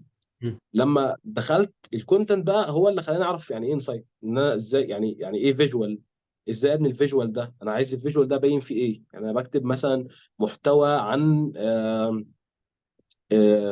عن مثلا ببيع في مثلا برودكت معين، فانا عايز البرودكت ده شكله ازاي. مم. البرودكت ده هو اكبر حاجه ولا اصغر حاجه، السعر بتاعه يبقى ظاهر فين بالظبط. فكل دي من الحاجات المهمه جدا اللي بعد كده اتعلمتها بقى ايه في خلال شغلي يعني في البريف وكده. وطبعا الواحد يتفرج كتير كديزاينز كتير يعني، فدي من الحاجات برضو المهمه. الواحد برضو يتفرج على شغل كتير، ده بيخلي يعني عينه تاخد على الشغل النظيف عامل ازاي، ويبدا لما يجي هو يشتغل يقدر يطلع بقى، لا انا فاكر ان كان في شفت ديزاين قريب من الديزاين اللي عايز اعمله كان شكله كذا، فانا خلاص ادخل على بنترست اشوف الديزاينات اللي في نفس الشكل ده، وابدا ان انا اكريت حاجه بقى جديده بالالوان بتاعت البراند اللي شغال وكده. فكنت ساعتها لسه ببدا بقى اتعلم ديزاين وكده، فبقت ان انا صممته. انا ده كله عملته على فيلمورا. يعني انا بدات ان انا باخد الصوره، بفرغها على فوتوشوب، بسيبها بي ان جي. وساعتها كنت انا بستخدم فيلمورا، كنت اتعلمته يعني، بعمل بقى في فيديوز كده بسيطه يعني ليا. فدخلت، كان طبعا في كده زي موشن بيبقى في المورا، يعني هو التحريكات اللي هو الانيميشن. اه مش. بقيت ان احرك اوبجكت يعني اوبجكت، واستخدم برضه في حاجه عملتها بكي فريم بتاعت في المورا وهكذا. مم. وطلع فيديو وفي الاخر عجب العميل يعني، فهو ده الهدف يعني، ان هو الحاجه طلعت مظبوطه عجبت العميل، بس زي الفل. الفلوس كانت في الاول والفويس اوفر يعني. بقى انا طبعا عملت الفويس اوفر برضه، كنت ساعتها مهتم بالفويس اوفرنج وكده. بيقولوا صوتي كويس، فقلت طب ليه انا هعمل فويس اوفر كمان. حلو. فعملته يعني انا عملت فويس اوفر الاول، بعته له قال لي جميل جدا. بعد كده عملت ال الفيديو يعني وسلمته، وكان حاجه لطيفه. بعد كده بقى العميل ده نفسه فتح شركه تسويق ايجنسي يعني، وقال لي انا عايزك معايا بس مش كفيديو موشن. مش كفيديو اديتور ولا موشن جرافيكس، انا عايزك تبقى معايا كونتنت كريتور يعني. آه، فقلت له خلاص تمام. فبعد لما اشتغلنا بقى مع بعض ساعتها، دي كانت بدايتي بقى. اول حاجه هو كان في السعوديه في الخبر يعني، فده كان بدايتي في في السوق الخليج. السعودي يعني. بالظبط كده اه. حلو قوي. قعدت فتره بقى كويسه كانت معاه، اشتغلت معاه كونتنت كريتور الاول، كنت بكتب بقى كوبي رايتر برضو، نكتب كوبي المنتجات. آه، اشتغلنا في كذا حاجه يعني. و... وفتره بقى معينه كنت ساعتها بقى اتعلمت جرافيك ديزاين واتمكنت فيه، فبعت له البورتفوليو بتاعي في جرافيك ديزاينر وكده. ساعتها اخدت بقى كورس تبع ITI بعد التخرج، اللي هو منحه تدريب صيفي مده شهر. اتعلمت فيها يعني شويه. اتعلمت فيها فوتوشوب بقى كويس بشكل بقى كويس جدا، الستريتور وان ديزاين. قدمت بعت له قلت له ده شغلي في الجرافيك ديزاين. كان ساعتها هو التيم يعني كان هو واحد بس جرافيك ديزاينر. قلت له ما عنديش مشكله لو في ضغط في الشغل ممكن اشيل ايه شغل جرافيك ديزاين، وانا بمارس يعني بايه وكله باكسبيرينس بيحسبه كده برضه يا كريم. بالظبط طبعا اكيد. ف فبعد كده بقى برضو اشتغلت معاه برضو جرافيك ديزاين. مم. سوشيال ميديا طبعا، لا هو السوشيال ميديا بس هو الحاجه الاساسيه اللي بشتغل يعني انا ايه اللي انا مركز فيها في الفتره الحاليه يعني. عظيم جدا. بس وكانت تجربه لطيفه لحد ما اخذنا الاعفاء الحمد لله. وحاليا بقى انا بعد ما خلصت خدت الاعفاء الحمد لله، قدمت في واشتغلت في شركه رابح حاليا از سوشيال ميديا سبيشالست. عظيم. بس والحمد لله يعني كله طبعا. يعني الواحد ما كانش طبعا يعني ما كانش يعني ليه يعني ايه، ما كانش متوقع اي حاجه من ده كله طبعا، كرم وفضل من ربنا طبعا في الاول والاخر يعني. والواحد ما كانش ولا بقى راسم نفسه ولا انا حاطط انت ولا انا مثلا حد 100 جامد سنه قوي قدام ولا الكلام من اه ده خالص. اكيد. حلو. يعني خلينا برضو اسالك سؤال مهم جدا، بما انك اشتغلت هنا واشتغلت هنا، ايه الفرق ما بين ان انت تشتغل كونتنت في الانشطه الطلابيه وفي سوق العمل؟ هو ما فيش فرق كبير قوي، على حسب برضو انت بتشتغل ازاي يعني. انا كنت بحاول وانا بشتغل في الشؤون الطلابيه ان انا اشتغل بشكل سوق العمل. بمعنى ايه؟ بمعنى دلوقتي انا في سوشيال ميديا كالندر دي ما ينفعش نهملها. حلو. بعمل كونتنت كالندر او سوشيال ميديا كالندر او كونتنت بلان زي ما هيسموها يعني. مم. فدي كانت من الحاجات المهمه الاساسيه ان انا بنظم بيها الشغل بتاعي خلال الشهر. مم. الكونتنت ليه شكل معين، ليه فورمولا معينه بكتب بيها الكونتنت بتاعي. ما ينفعش انزل كونتنت فيه اخطاء املائيه، ما ينفعش انزل كونتنت بقى كله ضحك وهزار ومش عارف ايه ومليان ايموجيز وكده. في قواعد معينه، فلو طبقت القواعد بتاعت الشغل في الانشطه الطلابيه فانت ما بقاش في فرق. الفكره ان في يعني هو طبعا حاليا دلوقتي اغلب الانشطه الطلابيه يعني الناس اللي فيها في الماركتنج كلهم شاطرين. بتكلم على دلوقتي يعني هم كلهم شاطرين، وفي ناس كتير جدا شغالين اصلا بيكونوا شغالين في شركات او صحيح. شغالين از فريلانسر وبيتطوعوا وعندهم اكسبيرينس لطيفه وفعلا بيطبقوا الحاجات دي. فدلوقتي انت هتلاقي اغلب الشباب الطبيعيه بتنافس بعض في الجزء بتاع الكونتنت كريشن. وفي ناس دلوقتي بتعمل اصلا بودكاست، وفي شباب طلابيه بيعملوا سكريبتد وبينزلوا يصوروا في لوكيشن. فلا الموضوع بقى في ليفل تاني خالص، ما بقاش زي زمان هو في بوست بيتضرب بيتحط وفي الكونتنت بتاعه ويلا. لا بقى في ناس بتفكر بيعملوا كرييتيف، بيعملوا تيزر لايفنت معين، بيصوروا الايفنت بدرونز يعني بقت الصناعه نفسها قويه. فالاكسبيرينس او الشباب اللي بيطلعوا من النشاط الطلابيه دي بالذات هم كام نشاط يعني معروفين يعني. هم فعلا الناس دي بيطلعوا بيلاقوا شغل بسهوله، لان هم الشغل اللي بيعملوه هو قريب جدا من اللي بيتعمل في سوق العمل. حلو. يعني نقدر نقول يبقى سوق ان. العمل حلو. بيختلف بقى شويه حاجات معينه يعني. مم. برضه بيبقى على حسب الاكسبيرينس يعني. انت لما تشتغل في ايجنسي فانت هتشتغل على اكونتات كتير غير الانشطه الطلابيه. الانشطه الطلابيه انت بتشتغل، انت مثلا نشاط بيقدم الشكل يعني، مثلا نشاط مثلا زي GDC هو تكنولوجي، فاغلب الجزء الحاجات او الكونتنت الكتب هو حاجات لها علاقه بالاي بالسايبر سيكيورتي بالماشين ليرنينج كده عموما. بالفرونت اند الباك اند بجزء البرمجه عامه. اذر دريم كان له علاقه بالاكاديميك بقى، اللي هو الاكاونتنج، حاجات لها علاقه بالتجاره عامه، او بالقطاع التجاري يعني. فدي برضو جزء. فزي ما قلت لك، هو الفكره بيختلف من حسب النشاط نفسه. في انشطه بتبقى خاصه بالانتربرينورشيب، انتربرينور شيب. الانتربرينورشيب. انتربرينورشيب رياده الاعمال. فدول بقى جزء المشاريع والبيتشنج مش عارف ايه وكده. فبرضه ده جزء. فعلى حسب النشاط طبعا، الشخص اللي بيتطوع في كذا نشاط بياخد اكسبيرينس بتاعتهم كلهم، فبيبدا ان هو يبقى عنده نولج في كل النواحي دي. فزي ما قلت لك، بس في الاول والاخر زي ما قلت بيتوقف. يعني انت بتقدم في الشغل بسي في وبورتفوليو انشطه طلابيه، هو بيشوف الافكار بتاعتك، الفكر بتاعك، انت بتفكر ازاي، هل انت حد فعلا مبدع ولا لا. لما تبعت السوشيال ميديا كالندر لشهر هو بينبهر يعني بجد والله. يعني من الحاجات برضو اللي كانت، اللي هو لما بعت السوشيال ميديا كالندر برضو بتاع، كان فعلا حياه جديده. اللي هو الشوط الطلابيه ما بيبقاش معروف عنها انها في انشطه بيبقى فيها اه عشوائيه كتير. بالظبط. بالظبط، لما في سوشيال ميديا كالندر وكونتنت استراتيجي ومش عارف ايه، ففعلا لا، ده في حياه معموله بشكل كويس. فلا اكيد الناس دي كويسه. ف فزي ما قلت لك، يعني هو مفيش فرق كبير، بس طبعا الاكسبيرينس هي اللي بتحكم يعني. يعني نقدر نقول ان انت لو انت شاطر في الانشطه الطلابيه يا صديقي، انت مكانك في سوق العمل. بس في نفس الوقت بالظبط. على حسب اختيار النشاط اللي انت موجود فيه والاكسبيرينس اللي انت بتاخدها من النشاط الطلابي ده. بالظبط. وان هو يعني يبقى هو عارف المجال نفسه. يعني هو، يعني طبعا زي ما قلت لك، الكونتنت دلوقتي ما بقاش بوستات، مم. بقى فيه سكريبتات، بقى فيه يعني بكتب سكريبت وبعمل ستوري بورد. فكره الستوري بورد نفسه، الموشن جرافيك فيديو. آم، بكتب سكريبت ريلز مثلا. يعني بقى في كذا نوع بكتب مقال مثلا في شرطه طلابيه عندها ويب سايتس بيكتبوا مقالات ليها. فهي الفكره في التنوع، ما تحصرش نفسك في جزء البوستات بتاع بوستات. لان المجال ده ما بقاش عايز بوستات بس، هو عايز تنوع في ده. لو انت حد بياخد المحتوى زي ما هو بيحطه وبيكتب محتوى بشات جي بي تي، ودي مشكله كبيره بقت دلوقتي. بدأت ناس تظهر. كتير بيكتبوا على شات جي بي تي بيرزع محتوى، هو فاكر نفسه كده بقى شاطر. لا، ما هو انت كده مش شاطر. يعني شات جي بي تي عمره ولا هيكون كرييتيف ولا بيطلع محتوى كويس.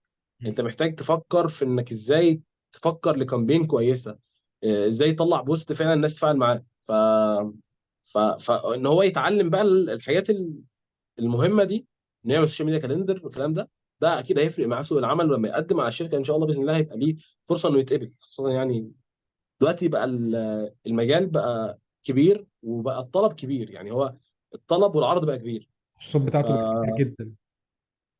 نعم. التخصصات بتاعته بقت كتير جدا. يعني انت بقى في حد بالظبط. مخصص في حته الريلز بس، بقى في حد مخصص لحته بالظبط. الاعلانات بس، في حد مخصص حاليا. للكوميشن، يعني في حاجات كتير. بالظبط. حاليا دلوقتي يعني بقى في يعني بوزيشن جديد في السوق نزل دلوقتي، اللي هو الريل كرييتور.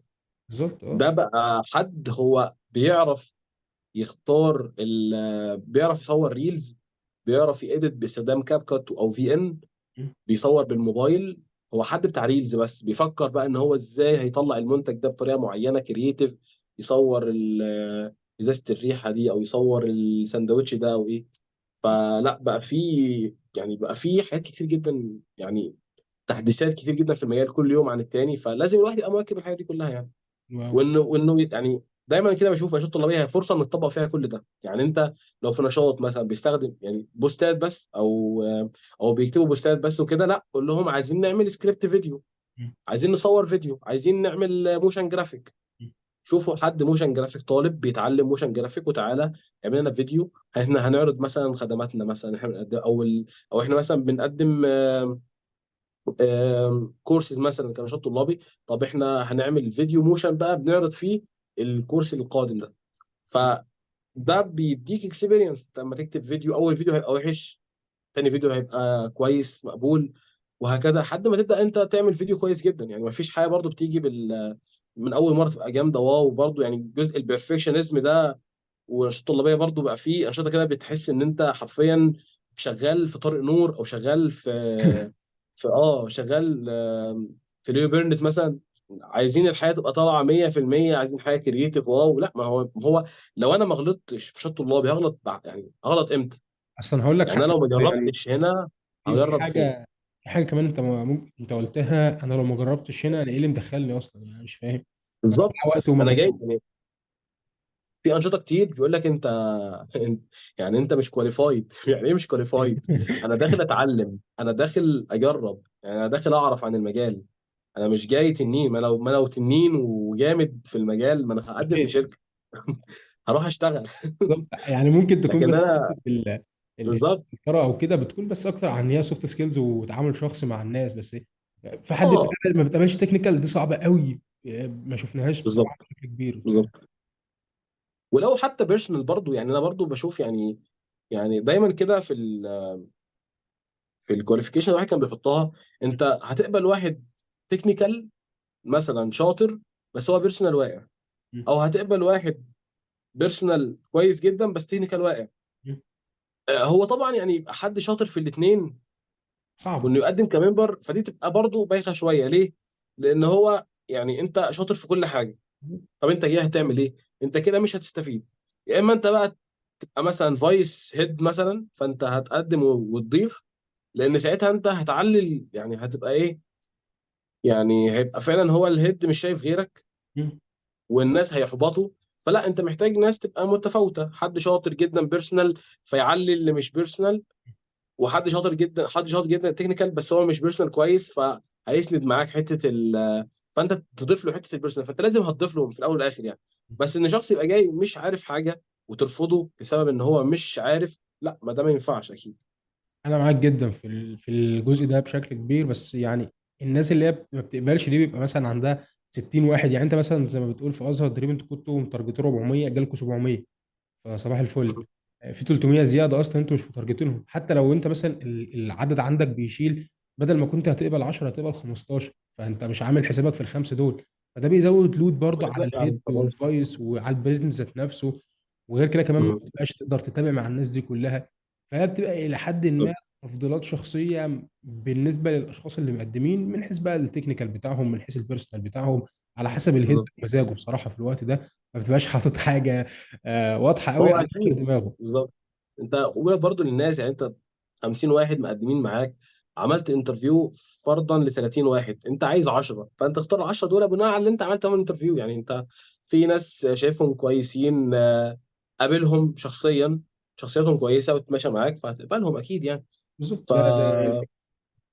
بالظبط.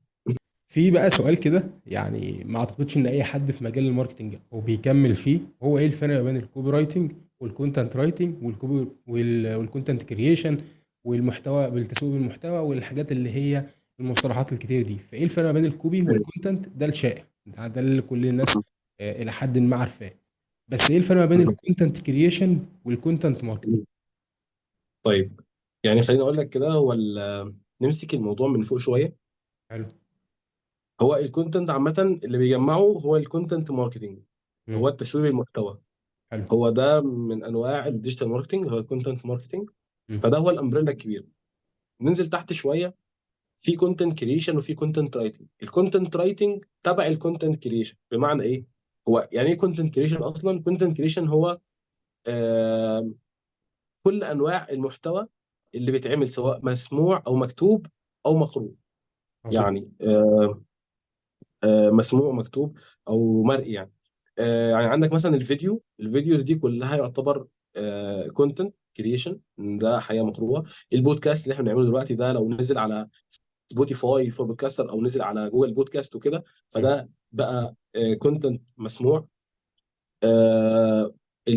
الكونتنت بيتكتب عادي على السوشيال ميديا، مم. فده كونتنت مكتوب. ف...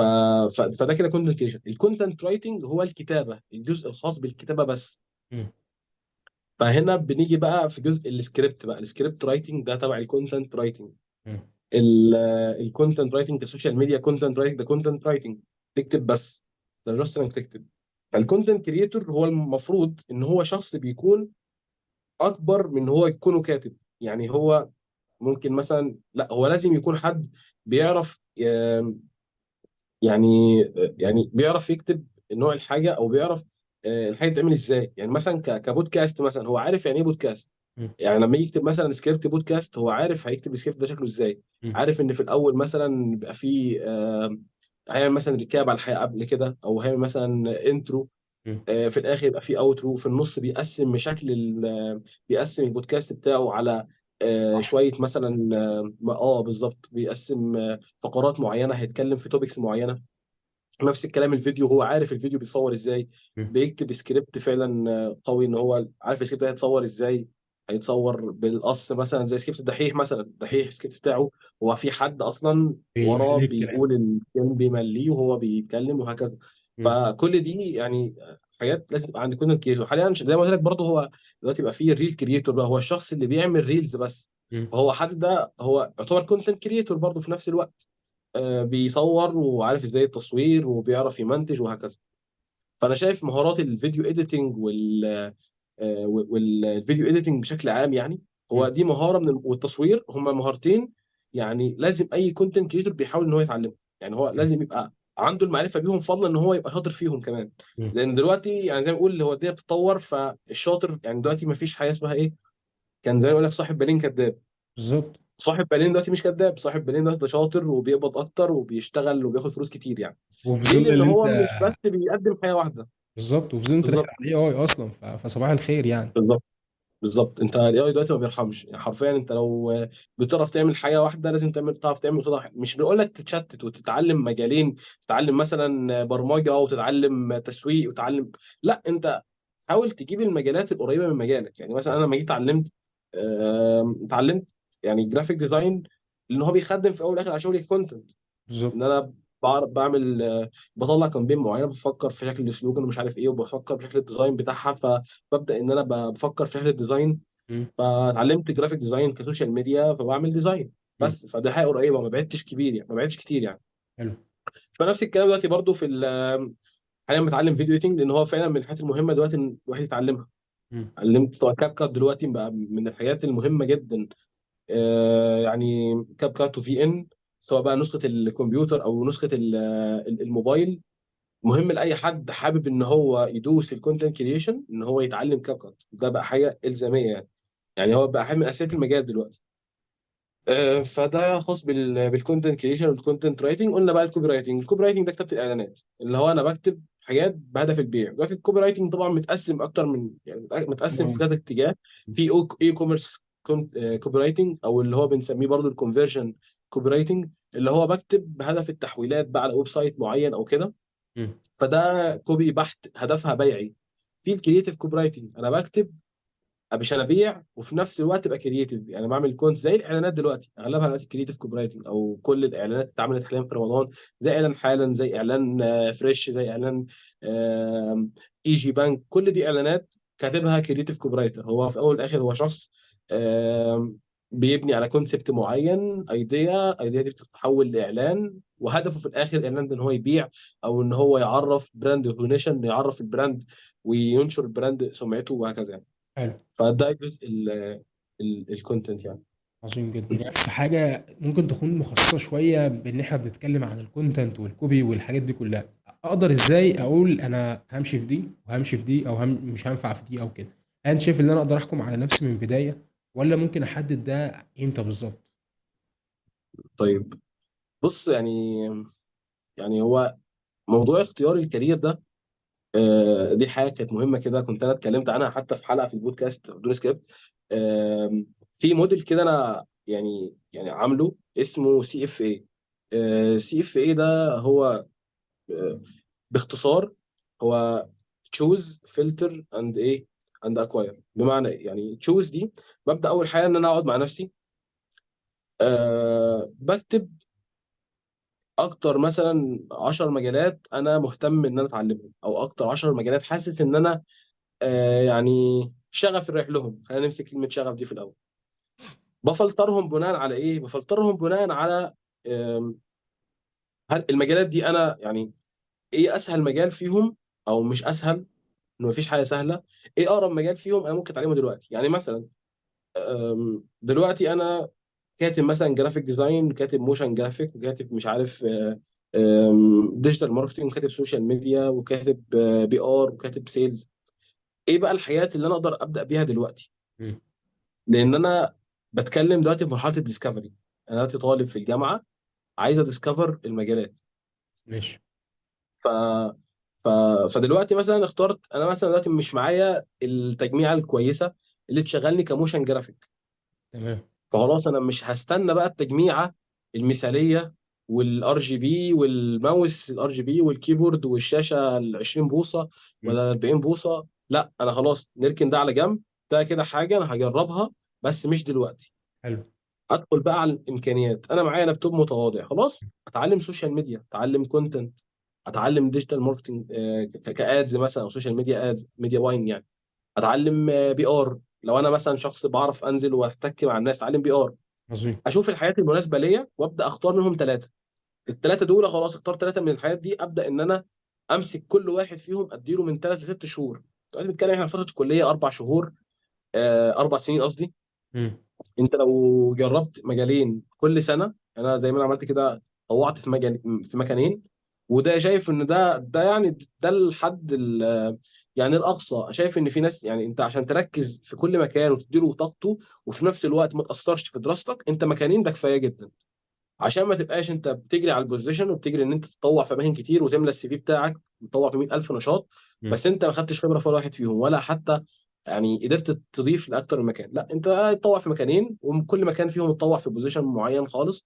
حلو. ابدا كممبر عادي، ما تجريش ورا البوزيشن. دي نقطه مم. برضو مهمه.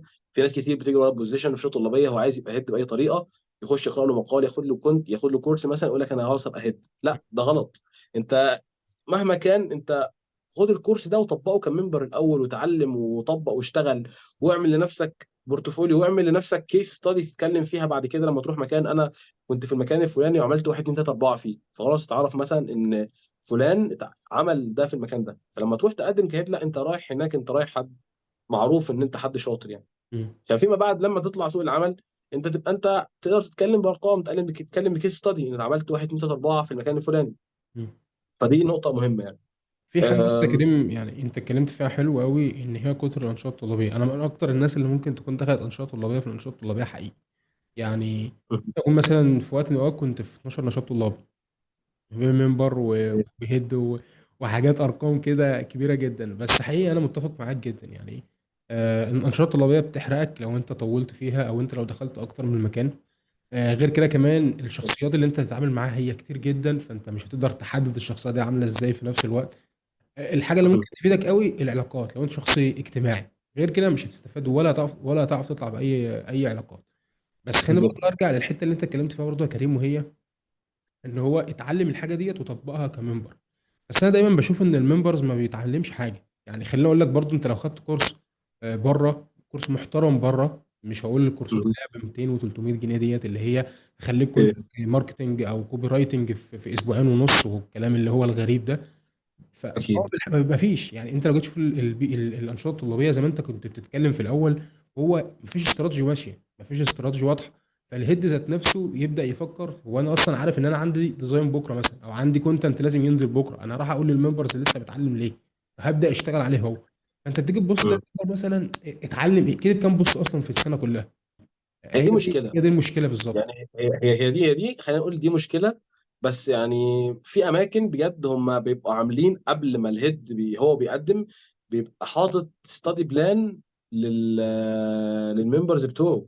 مم. دي حاجه مهمه، ان هو فعلا هيدخل يضيف الناس دي ايه. يعني انت معلش، انت مش الشخص ده هو مش داخل يحط الحمد لله الناس تمت الصالحات، انا بي ار مش او كونتنت كريتور ات اكس نشاط. لا، ما هو مش كده. مم. هو انت داخل عشان تستفاد وتضيف. مم. فانت داخل تتعلم. فمعلش يعني الهيد اللي بيقدم ده لو مش هيضيف قيمه، يعني ده يبقى غلطه بقى ان هو بقى هيد. معلش يعني انت لازم تعلم الناس. ولازم يعني في ناس برضو بيحبوا ان هو عايز تحتيه بقى 20 ممبر و30 ممبر، وينزل سيشن كبير ويتصور ومش عارف ايه. مم. انا مش بشوف ده صح غالبا. يعني بشوف ان هو لو ركز مع 10 بس او مم. 15 واحد، ان هو يديهم كونتنت محترم، ويعلمهم كويس. هو في الاول اكيد هيبقى شايل الشغل لوحده، اكيد. بس بس انت فعلا لما تعلمهم انت هتاخد شغل محترم جدا. يعني انت لما تعلم الناس اللي معاك ويبقوا يفكروا زيك وبتشغلهم معاك في الشغل، هم فعلا هيطلعوا شغل كويس ومحترم جدا. بالظبط يعني. فهي دي نقطة مهمة. فلا نقطة ان هو ان الشخص يبقى اللي يهد نفسه ان هو يحط بلان محترمة لتعلم الناس اللي معاه. دي نقطة طبعا امر مفروغ منه، ان هو لازم يحط لهم بلان يعلمهم، ولازم ان هو يبقى هو اللي بيعمل ريسيرش. يعني وبرضه انا في نقطه، هو مش هيشرح لهم مش هو قاعدين في كورس. يعني دايما كده، حتى مش شرط ان هو يعني يبقى هو بيشرح كل حاجه. ممكن يديهم مصادر، يقول لهم خدوا الكورس ده. يعني دلوقتي مثلا الكورسز مليانه، يعني مثلا كورسيرا فيها عليها كورسز كتير جدا في مم. الكونتنت ماركتنج. يعني في منصات كتير، ممكن مثلا النشاط نفسه يعمل يعني شراكه، او يجيب مثلا خصم برومو كود من احد المنصات اللي بتقدم كورسات زي مثلا ايوث او كارير 180 او ينفع. يعملوا شراكه معاهم وياخدوا منهم برومو كود، يعملوا مثلا كورس مثلا، يدوه مثلا للممبرز بتوعهم، وهكذا. يعني في حاجات كتير ممكن تتعمل ان هم يفيدوا مش شرط يعني الهيد نفسه هو اللي يشرح لهم يعني. فاهمك فاهم. بس ان هو الناس تتعلم طبعا ده اساسي، ان الشخص يبقى داخل آه، ان هو يستفاد وياخد معلومه، ده اكيد. وانه يطبق برضه، ده برضه لازم يطبق. ما هو لو ما جربش هيطبق فين؟ يعني ده يعني هو المشكله، لازم ده اللي انا يجرب بتكلم ولازم معاك فيه. يطبق على اللي بيتعلمه. ده اللي انا اه ده بتكلم معاك اكيد. فيه، يعني إيه الناس. ويطبق ويتعدل. هي الفكره برضه ان في ناس بيبقى عندها مشكله في التعديل. يعني مثلا تلاقي المنبر مثلا او جهاد مم. تعدل عليه يقول لك لا شايفه كويس. ما هو ما فيش حاجه. ما انت لو ما عندكش قابليه انك انت تتقبل التعديل وتتقبل النقد، انت مش هتتطور في شغلك. انت لازم هتتطور، لازم مفيش حد تتقبل هيقبلك اصلا. النقد. يعني بعيد عن الشغل مفيش حد هيقبلك. بالظبط كده. ان هو الشغل ما فيهوش اه. يعني ما فيهوش ان انت ان انت تحابي تقول حد لا، وكده. او في ان الشغل انت ما تقول انا بيرحمش، مش انت مش لو وحش عاجبني. وحش خلاص. اه يعني يعني مش عاجبني ده، فخلاص مش مكمل معاكم. خلاص هي ريجكتد. اه بالظبط. بالظبط. وده بتحصل في الشغل على فكره كتير يعني. انا مثلا على سبيل المثال، انا في حاجات كتير بقدمها فعلا كفكره او ككونتنت، وبيترفض وبيتعاد 3 مرات. مم. ده اساس يعني. بس هي الفكره ان انت كل تعديل لازم تبقى انت في فيدباك معين بتاخده. يعني في برضو يعني الناس اللي هو الكونتنت مش حاسه. يعني ايه مش حاسه؟ يعني ايه الفكره مش حاسسها؟ مم. ما هو انت المايك. حاسه ده يعني مش شايفه الصراحه كويسه. لا انت لازم تقولي ده منطقي، تقولي والله لا ده في واحد اتنين تلاته اربعه، طب احنا ممكن نغير. يعني برضو من الحاجات برضو الشائعه في الشات الطلابيه ان انت تبعت الكونتنت مثلا، تبعت الكونتنت لحد ويغير لك الكونتنت ويبعت لك كونتنت تاني. طب ما انت لو هتكتب كونتنت كنت كتبته انت من الاول.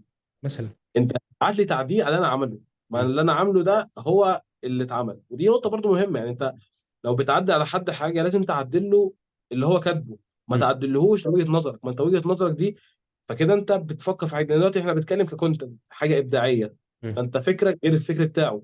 ده اساسي. يعني ما فيش اتنين هيجتمعوا على فكره واحده. كل اكيد. واحد بيفكر من الحياه من الزاويه بتاعته هو. فهو فكر من فانت هتعدله من الزاويه اللي هو فكر فيها، مش هتعدله من الزاويه اللي انت بتفكر فيها. حلو قوي. فدي برضو من الحاجات المهمه دي. عظيم. أه... طيب. يعني انا برضو متفق معاك. حته ان احنا اول حاجه عشان تكون كويس في الانشطه الطلابيه او تقدر تشتغل، تختار المكان الصح. ده ما فيش فيها فصال.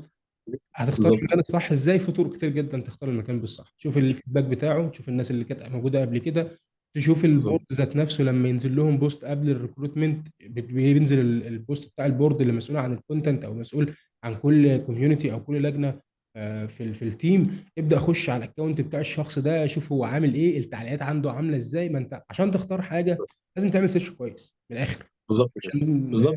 برضه تختار المكان كويس.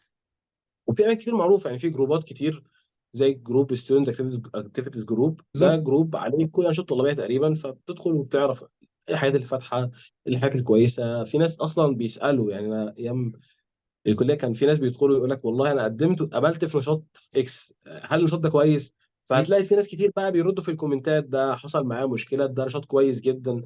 ده تقدم فيه ما تقدمش فيه، وهكذا يعني. عظيم. فاكيد يعني طبعا كل حاجه معروفه دلوقتي على السوشيال ميديا يعني. بالظبط. انا حتى اقصد ان انت تخش على الهيد ذات نفسه، او تدخل على البيج بتاعته. ان الوقت ما عادش في مقياس. يعني خليني اقول لك مثلا ابسط اشياء، ان انت الفريق اللي انت كنت موجود فيه السنه اللي فاتت او السنه اللي قبلها او اول سنه ليه، مش زي السنه دي، مش نفس البورد، مش نفس التفكير. مش نفس حتى اكيد. الاجتهاد بتاع الاشخاص او المعرفه بتاعتهم. فكل بالظبط. سيزون بيختلف عن التاني، عشان كده قلت ان انت تخش دايركت على م. الناس اللي مسؤوله عن الفريق ذات نفسه. بالظبط كده. حلو قوي. كده.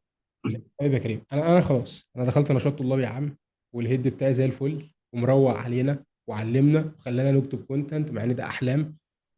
بس فرضا ان هي حصلت في الانشطه الطلابيه ومنبر واتعلمت كل حاجه، ماذا بعد؟ ايه. اعمل ايه؟ انا خلاص اتعلمت كويس، عايز اخش سوق العمل بقى. ايه الخطوات اللي انت ممكن شايفها اقدر اعملها الفتره بعد التعلم، او بعد الى حد ما خبره قليله؟ طيب انا زي ما قلت لك، انا وانت في النشاط لازم تبقى انت بتتعلم، ما تاخدش بس الخبره من الشخص اللي بيشرح لك، لازم تبقى انت بتعمل ريسيرش. زي ما قلت لك، موضوع الريسيرش ده مهم جدا، ان انت تعمل بحث عن معلومات، تعرف ايه مين صناع المحتوى اللي او على لينكدين مثلا، مين الناس اللي هم شاطرين في المجال اللي بيقدموا فيه معلومات، تدخل تسالهم مثلا على المعلومات اللي بيقدموها، تشوف ايه الكورسات المجانيه في المجال.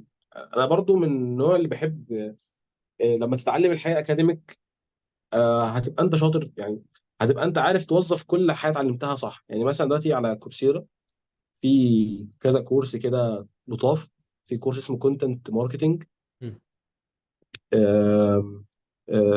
ده تبع واحده هي من مؤسسين كوبي بلوجر. كوبي بلوجر دي واحده من اكبر ال ال ال الاماكن يعني اللي هي اتكلمت عن الكوبي رايتنج وعن الكونتنت رايتنج يعني من بدري، من زمان يعني. مم. فده كورس لطيف جدا، بيتكلم عن الكونتنت استراتيجي وايه الكونتنت استراتيجي، ويعني ايه تكتب محتوى، ويعني ايه تعمل كاستمر جيرني وكاستمر اكسبيرينس وهكذا. ف... فكنت في الكورس ده لطيف جدا. في حلو. برضو حاجه اسمها يعني هبقى ابعت لك برضو، مش مذكر، هو برضو حاجه تبع الكونتنت برضو.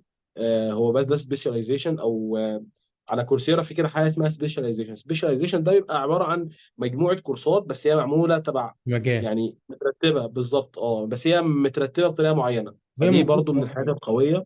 بقت موجوده على آه، اكتر من منصه حاليا، يعني ممكن تبعت برضو اللينك نحطه في الكومنت لو حد حابب أيوه، يعني يعرف اكتر عن الحاجات ديت.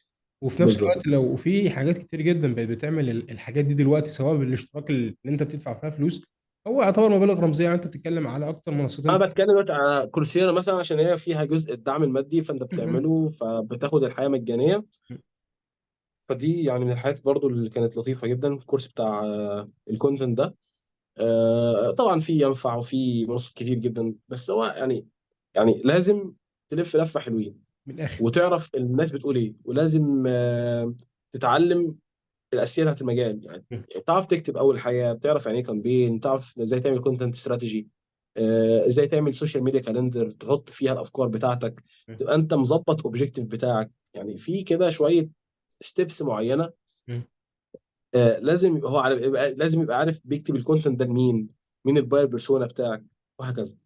فالاساسيات بتاعت المحتوى دي هتتعلمها من خلال الكورسات، وتطبقها. يعني برضو انا عندي جزء التطبيق ده مهم، انك تتعلم اكاديميك وتطبق، تعلم وتطبق، تعلم وتطبق، ما تتعلمش وتركن.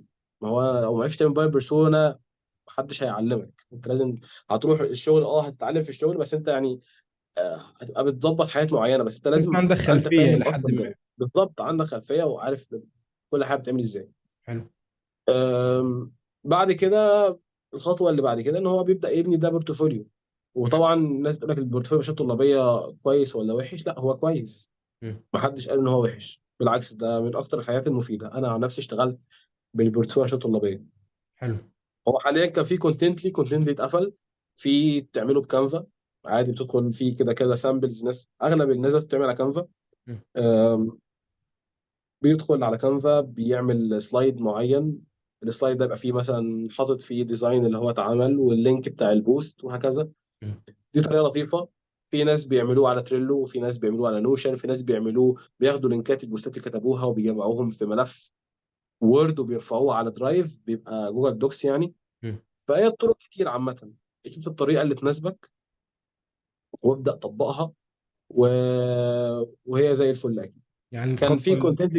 كونتنت للاسف اتقفل، وكونتنت كنت تحط اللينك وخلاص، كده العمل بتاعك اترفع ويبقى مليان بقى، هو صفحه زي ويب سايت بتقلب فيه، بس حاليا هو مش شغال يعني.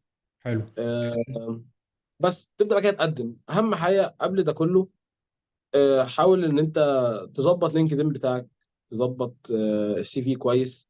مم. تبدا ان انت تقدم على على الشركات، تروح الانترفيو. في ناس كتير بتبقى مركزه مع المرتب وهتقبضوني كام. مم.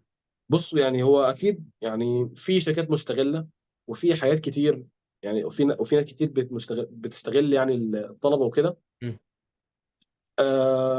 بس يعني انت يعني مش بقول لك انزل انترنشيب، يعني انت لو شايف نفسك شاطر انزل قدم في شغل عادي على طول، قدم كجونيور عادي، وتروح تتعلم وان شاء الله المكان يبقى كويس يعلمك ويفيدك. مم. لو جات لك فرصه تقدم في انترنشيب في مكان كويس ومعروف برضو قدم، وفرصه كويسه انك تتعلم من ناس شاطره في المجال، وده كويس. مم. لكن ما تبصش اول حاجه المرتب في الاول. بالعكس يعني انت تبص على الاكسبيرينس وعلى الاكونتس هتشتغل عليها، تبص على على الاستفاده اللي هتاخدها كتكنيكال من الشغل ده، مم. لان ده هو الاهم في الاول يعني. حلو. ومع الوقت طبعا انت خلاص انت قعدت يعني، انت مع اول شهر تاني شهر تالت شهر هتبدا ان انت تحس بالفرق، ان انت فعلا لا ده في استفاده. انت فعلا حاسس ان انت مستواك بقى كويس، حاسس ان انت كتبت حاجات كتير، بقى في تنوع في البورتفوليو بتاعك. مم. انت يعني في ايوه. خلال 5 6 شهور هتلاقي في اختلاف كبير جدا سواء، بالذات لو بتشتغل في ايجنسي يعني. برضو انا بنصح الناس اللي هي في الاول يعني انه يشتغل في ايجنسي، ما يشتغلش في ان هاوس. هو ان هاوس هيديك خبره الصناعه اللي انت شغال فيها، لكن ايجنسي هتديك خبره اكتر من صناعه. حلو، و يعني انت شايف ان، يعني عشان نكون مفسرين اكتر، في ان هاوس الحاجه اللي انت بتشتغل في شركه بمجال واحد، والايجنسي اللي انت بتشتغل على اكتر من براند، بتكون مسؤول بالظبط عن كده. اكتر من اكونت بتشتغلوا عليه. بالظبط كده اه. ان هاوس انت شغال تبقى شركه واحده، مثلا شركه تكنولوجي مثلا بتقدم سوفت وير ديفلوبمنت مثلا مواقع وكده، فهي شركه، فهي ان هاوس انت قاعد بتقدم الخدمات الشركه دي. فانت شغال الكونتنت بتاعك والكوبي وكل الكونتنت بتعمله، او السوشيال ميديا عامه كلها بتخدم على الجزء بتاع الديفلوبمنت، او الجزء اللي هو بتقدمه الخدمات اللي بتقدمها الشركه. مم. حلو. وكذلك مثلا لو مطعم فبيقدم خدمات معينه، منتجات معينه، اكل معين، على حسب بقى الاندستري اللي انت هتشتغل فيها. ايجنسي انت بتتكلم في اكتر من خدمه على حسب بقى الايجنسي. في ايجنسي تبقى شغاله في في المطاعم بس، في ايجنسي تبقى شغاله في كله، على حسب برضو انت الايجنسي شغال فيها.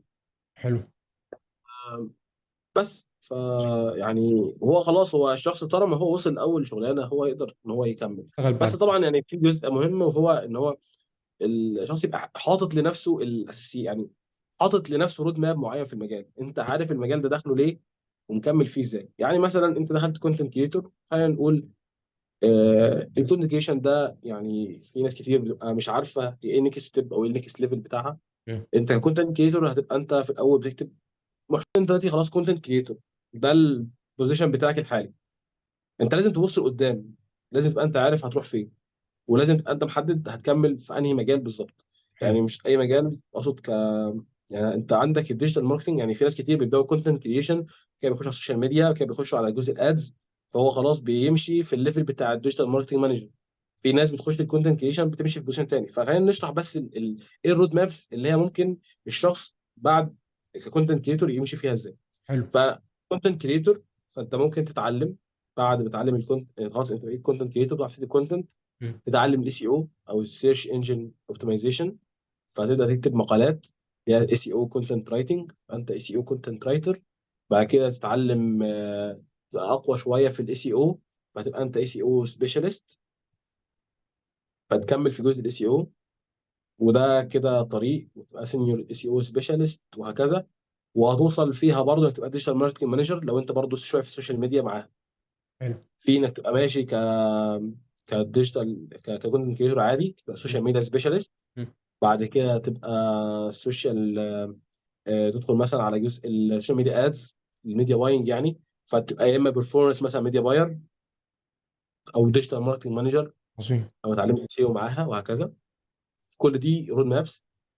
الكونتنت برضه لو انت بقى ركزت على حته بقى الكرياتيفيتي، وان انت عايز بقى تشتغل على كامبينز وكوبي رايتنج واعلانات وكده، فانت ممكن تدخل على جزء بعد الكونتنت كريشن، تخش على جزء الكوبي رايتنج.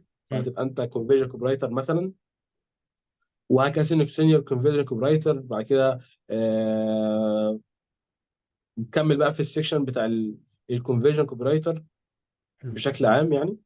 عظيم. ممكن كونتنت مانجر بقى بعد كده. مم. آه، في بعد كده الكوبي رايتنج او الكريتيف كوبي رايتنج. تدخل بعد كده سينيور كريتيف كوبي رايتر، كده كريتيف دايركتور. عظيم. ودي برضو من الحاجات اللي هي مهمه جدا يعني، اللي هو المنتشر بقى، اللي هو اغلب الناس اللي بيخش في الكوبي رايتنج بيبقى هو عايز يبقى كريتيف كوبي رايتر، كريتيف دايركتور، اللي هو مخرج او اللي هو بيعمل اعلانات. بالظبط هو بيعمل اعلانات. هو الشخص اللي مسؤول عن الاعلانات الكريتيف دايركتور هو شخص شاطر جدا في الكوبي رايتنج. مم. بيعرف يعمل كونسبت كويس وكامبين واضحه وقويه توصل الاوبجيكتيف بتاعها. وحد شاطر جدا في الفيديو اديتنج، فاهم يعني ايه فيديو اديتنج، فاهم الكاتس بتاع الفيديو اديتنج. حد درس جرافيك ديزاين وفاهم يعني ايه فيجوال ويعني ايه براندنج ويعني ايه فيجوال ايدنتيتي والكلام ده كله. مم. آه، ودارس طبعا فوتوغرافي وتصوير واخراج وسينما الحاجات والكلام ده اللي كله. هي بقى بتاعت الكونتنت كريشن بقى، صناعه المحتوى كلها. بالظبط كده. حلو. في ناس كتير بيبقوا كريتيف دايركتورز وهم كونتنت كريتورز، صانع محتوى. يعني هو حد بيقدم محتوى مم. عادي، فبيبقى كريتيف دايركتور، اللي هو انا بكتب السكريبت وبعرف اصور وبعرف اخرج وبعرف اديت. فانا هبقى كريتيف دايركتور، هبدا ان انا اشتغل في جزء ان انا اعمل اعلانات وهكذا. عظيم. طبعا صناعه الاعلانات طبعا دي صناعه قويه جدا يعني. مم. فانت من اول ما تحط رجلك في المجال لازم تبقى انت محدد هتمشي في انهي دايركشن، مم. لان كل واحد ليه سكه معينه. يعني انت لو هتشتغل في حته الكرييتيف دايركشن، مم. فانت مش مطالب ان انت تركز بقى في يعني في الاي سي او وفي الميديا باينج وفي الادز. مم. فضلا انك تركز اكتر في جزء الفيديو اديتنج وازاي بيتعمل الفيديو، وازاي تكتب محتوى يتفاعل مع الجمهور بشكل اكبر، وازاي تكتب محتوى كرييتيف، وازاي تفكر في شكل تصميم قوي يجذب الناس ويفرقع و حلو. ويجو فايرال على السوشيال ميديا وهكذا ويطرقع يعني. زي ف... الفل. غير بقى انت السوشيال ميديا بتهتم اكتر بالارقام. انت وطبعا الاثنين بيمشوا مع بعض. يعني هو اصلا الكريتيف دايركتور لما يعمل اعلان قوي من غير ما يبقى حد ميديا باير شاطر او بيرفورمانس ميديا باير شاطر يوصل الاعلان للناس، هو فعلا اعلان مش هينجح او محدش هيشوفه. ما هو بالظبط. لو محدش شافه هو اعلان مش ناجح. مم. لكن فعلا الميديا طبعا دي مهمه، الميديا طبعا ده جزء مهم. فلازم تركز انت هتمشي في انهي جزء، هتمشي حلو. انك تعرف الميديا اكتر وتركز مع المنصه الاعلانيه نفسها او المنصه نفسها كبلاتفورم، ولا هتركز في الجزء بتاع الصناعه نفسه، انت بتصنع الكونتنت نفسه ولا ايه. حلو قوي. بس فده جزء الكونتنت الرود ماب يعني، اللي هو لازم الشخص يركز فيها من اول دخوله في المجال بتاع الكونتنت كريشن. زي الفل. يعني انت لو طالب، ولو انت هيد او ممبر او زي ما انت تكون موجود بقى في الانشطه الطلابيه، وعلى حسب خبرتك وعلى حسب الاكسبيرينس بتاعتك في المجال، اهم حاجه ان انت يكون عندك بورتفوليو كويس عشان تقدر تخش سوق العمل. انت يكون عندك مهاره البحث ان انت تقدر توصل للمعلومات بتاعتك بشكل كويس، وان انت تدور في اكتر من مكان، يعني من الاخر كده يطلع عينك عشان توصل للمعلومه وتحصل على احسن محتوى يأهلك ان انت تشتغل. ثالث حاجه اللي انت فعلا تبدا تدور بقى على شغل فعلا. لينكد ان بقى طبعا ده جزء من البورتفوليو، السي في جزء من اكيد. البورتفوليو بتاعك، الحاجات دي كلها. ولكن الاهم اللي انت تبقى حرك من الاخر، يعني تبدا تتحرك بالظبط كده كده اكيد. وتشوف الدنيا معاك في المجال واصل لحد فين. برضو دي حاجات اللي بالظبط. انا برضو يا كريم، الحته اللي انت تكون عارف الادوات اللي انت بتستخدمها صح، واللي انت تطور من نفسك فيها. واهم حاجه احنا ممكن نكون شايفينها حاليا واللي هي لسه طالعه، الاي اي. فدي من اكيد. الادوات بالظبط. حته الكونتنت كريشن او الكونتنت ماركتنج او الديجيتال ماركتنج بشكل عام. فقول لي برضو ايه تاثير الحاجه ديت دلوقتي على الكونتنت او الديجيتال ماركتنج بشكل كبير. بص خلينا نتكلم بصراحه ان انا الاي اي من الحاجات اللي انا، هو بص يعني ليها تاثير ايجابي وتاثير سلبي. حلو. نمسك السلبيات الاول مم. او نمسك الايجابيات، مش عارف يعني انت شايف ايه. بص، هو خلينا ايجابيات. نبدا بالايجابيات، لان احنا زي ما كاشخاص بنحب الحلاوه واللطافه والجمال كله. اوكي. وبعد كده ننهيها باحسن حاجه سلبيه في الدنيا. عشان هي سلبيتها هتطول فعلا. اه نمسك بالظبط. الايجابيات. بص ايجابيات عامه يعني، والاي اي طبعا من الحاجات اللي بتسرع الشغل بشكل عام. مم. اتكلم عن الكونتنت بقى، كونتنت كريشن. انت عشان تعمل كونتنت استراتيجي دلوقتي، انت لو دخلت شويه مدخلات معينه فهيجيب لك شكل كده مبدئي الكونتنت استراتيجي واضحه. او هيختصر عليك كلام كتير. هو حد يعني الاي اي هو حاجه فعلا بتعرف تعمل لك يعني ايه، بتطلع لك ايدياز كتير، مم. افكار، كلام تقدر انت تبني عليه كونسبت كويس. حلو. فهو من ناحيه ان هو بينظم الشغل، او ان هو مش بينظم الشغل بمعنى بينظم، ان هو بينظم دماغك وافكارك، مم. وحاجه قويه جدا. حلو. آم، في المحتوى الاجنبي لو بتكتب حاجه انجليش، هو من اكتر الحاجات ممكن تدوس فيها يعني. هو هيساعدك جدا في الجزء ده لو انت بتكتب حاجه انجليش، هو هيساعدك في الحته دي جدا. عظيم. فده بالنسبه لايجابياته، يعني شايف ان دي حاجات كويسه، وهو بيتطور يوم عن التاني. الاي اي بشكل عام أنا بتكلم على جزء الكونتنت اللي هو كتابه المحتوى، وبالاخص بتكلم على كتابه المحتوى. احنا بما اننا في الوطن العربي سواء الخليج او مصر، مم. شمال افريقيا يعني، فاحنا هنا بنتكلم على العربي. فالعربي هو مش احسن حاجه. خلينا متفقين ان هو مفيش، لو انت دخلت مثلا لشات جي بي تي قلت له انا عايزك تكتب لي محتوى خليجي، مش عارف يكتب لك. سعودي بقى، كويتي، مش عارف يكتب لك. مم. ان تقول له هات لي حاجه كرييتيف او فكره كرييتيف ما حصلش قبل كده، برضه مش هيجيب لك. مم. لكن هو ممكن يفيدك في ايه؟ ممكن يفيدك ان هو يطلع لك افكار. يعني مثلا دلوقتي مثلا انت بتبرين ستورم لفكره معينه، عايز مثلا تطلع فكره بوست جديده. مم. بتقول له والله انا بفكر، انا حاليا مثلا بعمل بوست عن اكس، عن مثلا عايز آه، ابيع مثلا قميص، اوكي، فعايز اسوق القميص ده مم. بطريقه كرييتيف. فممكن تقترح عليا ايه الحاجات اللي ممكن اعملها. فهو هيبدا يديك افكار كده مبدئيه، تبدا مم. انت تطور فيها، تبدا انت تساله اسئله تاني. هو بتساله ما بيعطلش، بيقعد يجاوب عليك يجاوب عليك، فانت كانك بتسال دماغك. يعني هو فعلا بيخليك توفر على نفسك جزء انت تفكر في اجابه بنفسك. تعمل معاك هو انت برين بتسال ستورمنج اكتر. فبيجاوب عليك. بالظبط، هو بيشيل منك الهاصل دي. انت قاعد دلوقتي بتفكر، فانت كانك بتكلم نفسك، مم. فبتفتح شات وبتكلم نفسك، فهو بيبدا يجاوب عليك. فهو بيديك انت في كلمه كده ممكن تاخدها خيط توديك لفكره معينه، فانت اختصرت على نفسك كم كبير من الوقت بتفكر في فكره معينه. فهو بيختصر في الحته دي، لكن هو يعمل لك حاجه من اي تو زي دي ما بتحصلش خالص يعني. جميل جدا. المساوئ بتاعته ان هو بيخليك تعطل. فعلا انا قعدت يعني، انا برضو شخصيا قعدت فتره استخدمت فيها يعني كنت بحاول ان انا انجز بيه شغلي، بس يعني حسيت نفس الفتره دي دماغي يعني وقفت شويه. حسيت نفسي ان انا مش بوصل لنتائج قويه كفايه مم. قد ما كنت بفكر لوحدي بنفسي. ايوه. فهو بقى اللي عندك بيعتمد حته عليه من نوع الاعتماديه، او التكاليه. حد اه بيسندك. اه. اه متكل عليه. مم.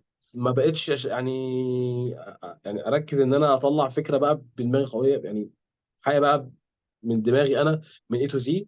مم. بقيت معتمد على شكل، ودي طبعا دي غلط يعني، دي غلط انا كنت عامله يعني. بس ضغط شغل بقى وكده، فكان ساعتها الوضع كان في ضغط يعني. بس بعد كده لا، انت الاي اي هو مش احسن حاجه تعمل عليها في مم. الافكار نهائي. افكار اللي بتيجي من دماغك هي اوريجينال مبنيه على السيرش بتاعك، بتبقى اقوى بكتير من الافكار بتاعت شات جي بي تي. بس زي ما قلت، هو ممكن تديله انت انسايتس من دماغك، وهو يبدا ان هو يعني يراشنال ايدياز، يديك كلام كده تبدا انت تختار منه حاجات كده تقدر تناسبك في الفكره اللي بتفكر فيها، تبدا عليها الكونسبت. فده الاستخدام اللي انا حاليا بستخدمه يعني. حلو. في فكره معينه في دماغي، ببدا ان انا اكتب له والله بفكر في 1 2 4، ايه رايك؟ فيقول لي والله مثلا ده ممكن نعملها مش عارف بايه وايه. فممكن القط منه كلمه كويسه تعجبني، فكره ادخل ابحث عنها، تجي تديني انسايت اقوى، ابدا ان انا ابني عليه الفكره بتاعتي. عظيم. ف فهو في الحته دي يعني ده كويس. بس طبعا استخدامه الكتير فعلا بيوقف الدماغ يعني. ما انصحش حد انه يعتمد على شكل نهائي. مم. تقول له اكتب لي بقى بوست عن كذا، لا ده ما ينفعش خالص. احنا نقدر نقول على حتى لو حسب بتعمل نقدر نقول على حتى حسب لو برضه قدرتك انت، يعني قدرتك على اداره الاله. انت اللي تدير بالظبط، الاله، مش الاله اللي تدير. بالظبط كده اكيد. احنا كده لحد ما غطينا اغلب الحاجات الترند الفتره الاخيره، والفرق ما بين كل نقطه ونقطه، والاي اي والحاجات الجميله بتاعت الاي اي، والايجابيات والسلبيات والحاجات دي. خلينا نخش على حاجه ثانيه بقى، وهي كريم نفسه قدر يعني اقول لك ايه، البيرسونال براند بتاعك هو اي نعم، كل حد فينا له حته مميز فيها وهكذا. بس الحته اللي بيميز كريم مثلا ان هو شاطر في حته الكرييتيف. هو انت عايز كرييتيف، فكريم احمد موجود. على الاقل مش هقول في نطاق كبير، ولكن على الاقل في الانشطه الطلابيه إيه. قدرت تعمل ده بص يعني إزاي؟ خليني وده كده. تاثيره عامل آه، ازاي؟ بص يعني خليني اقول نقطه كده مهمه. يعني يمكن انا مش من اكتر الناس اللي يعني مش اكتر حد مهتم بالبيرسونال براندنج بتاعي، ودي مشكله. يعني هي دي مشكله، انا مدرك حجم المشكله دي. أم، ولكن ممكن بقى دي تبقى ليها اسباب شخصيه معينه. مش شايف مثلا ان انا في حياه معينه مثلا. لسه انا مش عايز ابني بيرسونال براندنج، لان في يعني في ناس شايفه ان البيرسونال براندنج بتاعها وبتحرق نفسها بشكل كبير جدا في السوق. مش عايز اكون انا هذا الشخص، مش عايز اكون الشخص اللي هو بيبني بيرسونال براندنج على الفاضي، وهو فعلا من جوه فاضي. مش اللون عنده يعني. التكنيكال الكافي ان هو يثبت على رجليه. فاللي هو بيتكلم بحاجات مش هي انسايت من الواقع، ومش بيتكلم بارقام معينه. فعايز انا فعلا ابدا البيرسونال براندنج بتاعي مم. تبقى الدنيا يعني ثابت على ارض صلبه زي ما بيقولوا يعني. حلو. أم- ممكن بقى في جزئيه معينه، جزئيه طلابيه يعني. هي حاجه برضو أم، هي طبعا اثرت، يعني هي اثرت بشكل كبير. بس زي ما قلت لك انا دايما كنت بركز ككريم، ان انا الفكر بتاعي او المايند سيت بتاعتي مم. بثبتها للشخص في القعده. مش ظهوري مش قوي كفايه على السوشيال ميديا. مم. على قد مثلا ممكن بشير مثلا حاجه عملتها فخور بيها انا عملتها هكذا. لكن دايما مش دايما كنت الشخص اللي انا في السوشيال ميديا طالع بتكلم بقول عملت واحد اتنين اربعه وبشكل دوري يعني. مم. دايما اغلب الكلام بتاعي يعني، او كلامي مع الناس بيبقى جاي من حد مثلا عارفني، او حد كان معايا في مكان معين، فعرف ان انا عملت واحد اتنين تلاته اربعه، فلا ده كريم عمل ده، فانا ممكن محتاج كريم معايا في الحته دي. ف حلو. فهي دي النقطه دي كويسه. مم. بنصح اي حد يعني البيرسونال براندنج بتاعك ابنيه في دايركشن ان انت يعني حاول ان انت ما يعني اي حاجه تعملها قول انا عملت كذا. يعني يمكن دي نقطة أنا ما كنتش بعملها كتير. لا قول أنا بعمل كذا. أنت مم. عملت مثلا سيشن مثلا قوية، صور نفسك في السيشن دي ونزل إن أنت عملت سيشن عن كذا. بس في نفس الوقت ما توسعهاش. يعني برضه عايزين نتكلم عن نقطة الناس بتوسع قوي. لا يعني أنت ادي كل حاجة حجمها. حلو. أنت عملت سيشن عن جزء حاجة معينة، فخلاص اتكلم إن أنت أخدت ده. أو مثلا أنت ذاكرت مثلا كورس معين واخدت منه نولج معينه فشرحتها مم. لناس معاك في النشاط مثلا او كده، فاتكلم ان انت ذاكرت الكورس ده وعملت. ما تتكلمش بقى ان انت فيليب كوتلر قلت مجالك اللعب. واخترعت السيشن دي وشرحتها. لا اتكلم بتواضع عادي. مم. خليك شخص متواضع في كلامك، وفي نفس الوقت ما عشان ما تحرقش نفسك في السوق، لان انت لسه فيما بعد انت لسه معاك حياه بعد التخرج، لسه معاك شغل ومعاك كارير، وانت لسه مش عارف انت هتكمل في انهي مجال يعني. برضه الفنون الطلابيه في ناس بتبقى داخله مجال او داخله على سبيل الهوايه.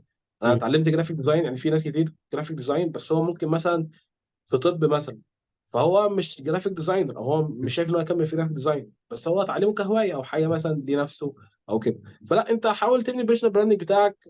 آم، لو انت فعلا محدد ان انت هتكمل في الحاجه دي فابنها بقى من الاول، ده طبعا حاجه كويسه. لو انت مش محدد، لا انت شارك انجازاتك. انا بسميها بجزء المشاركه، يعني انت مم. بتشارك اللي انت عملته عشان الناس تعرف ان انت بتعمل حاجه كويسه يعني مم. بس.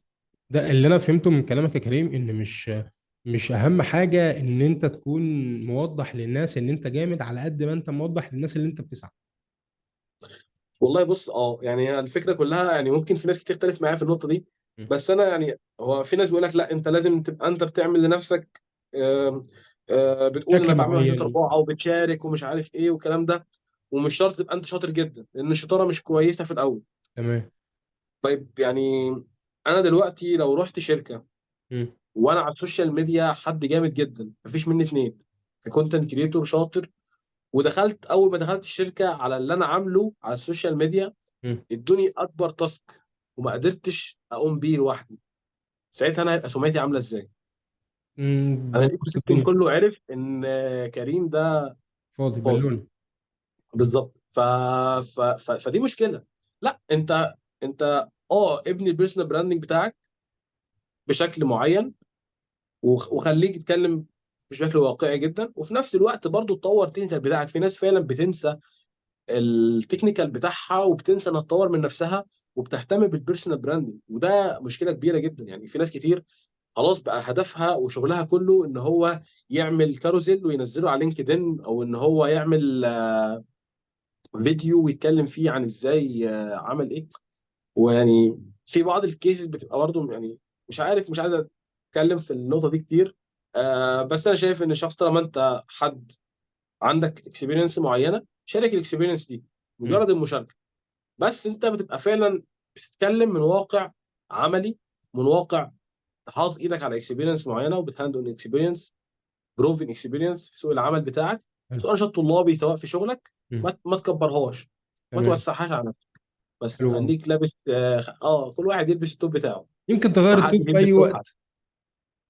بالظبط، انت هتغير التوب بتاعك لما انت خلاص تبقى انت مثلا وصلت لحاجه معينه، بس لا ما تعملش بيرسونال براندنج على الفاضي يعني. بس حلو. دي هو احنا اصلا دي يعني دي اصلا لسه ما حدش يعرف الحاجه دي، ومش هقول الاسم اصلا في البودكاست. واحنا اصلا عاملين ان شاء الله في حلقه مع شخص في البيرسونال براند. هو طيب خليني برضو اخش في حته بقى السوق الخليجي. ايه الفرق اوكي. بين السوق المصري؟ بص، هو الفرق، هنتكلم عن الفرق اللي الناس كلها عارفاه، فرق العمله. حلو. الشركات دلوقتي كلها بتركز في حته ان هو انا ايجنسي، مم. فهشتغل في السوق الخليجي عشان فرق العمله. مم. انا السوق الخليجي مثلا، يا اما لو اتكلم عن السعوديه فهو يا الريال يا دولار. مم. وفي الاغلب دلوقتي السوق الخليجي كله، يعني لو حد بيشتغل في السوق الخليجي هو موحد العمله انها دولار. دولار بالظبط اه. بيتعامل بقى مع امارات، مع السعوديه، مع بحرين، مع قطر، مع عمان. هو ايه؟ كله دولار بس، مم. موحدين العمله دي. فهو بالنسبه له لما بيبقى شغال وبياخد بالدولار وبيدخل دولار، فهو بالنسبه له ده احسن بكتير من السوق المصري. مم. انت عارف طبعا السوق المصري، يعني الاكونتات لو هتجيب مثلا عميل هيدفع مبلغ زهيد جدا، اللي هو اصلا ممكن يكون اقل من مبلغ مثلا موظف مثلا عندك. ف... فالناس كلها يعني اغلب الايجنسي بتركز انها يبقى عندها عملاء من السوق الخليجي. حلو. آم، الفرق بين السوق الخليجي والسوق المصري، انا هتكلم على الجزء اللي انا اعرفه، هو جزء الكونتنت كريشن، اللي هو مم. ده الحاجه الوحيده اللي تختلف فيها يعني. مم.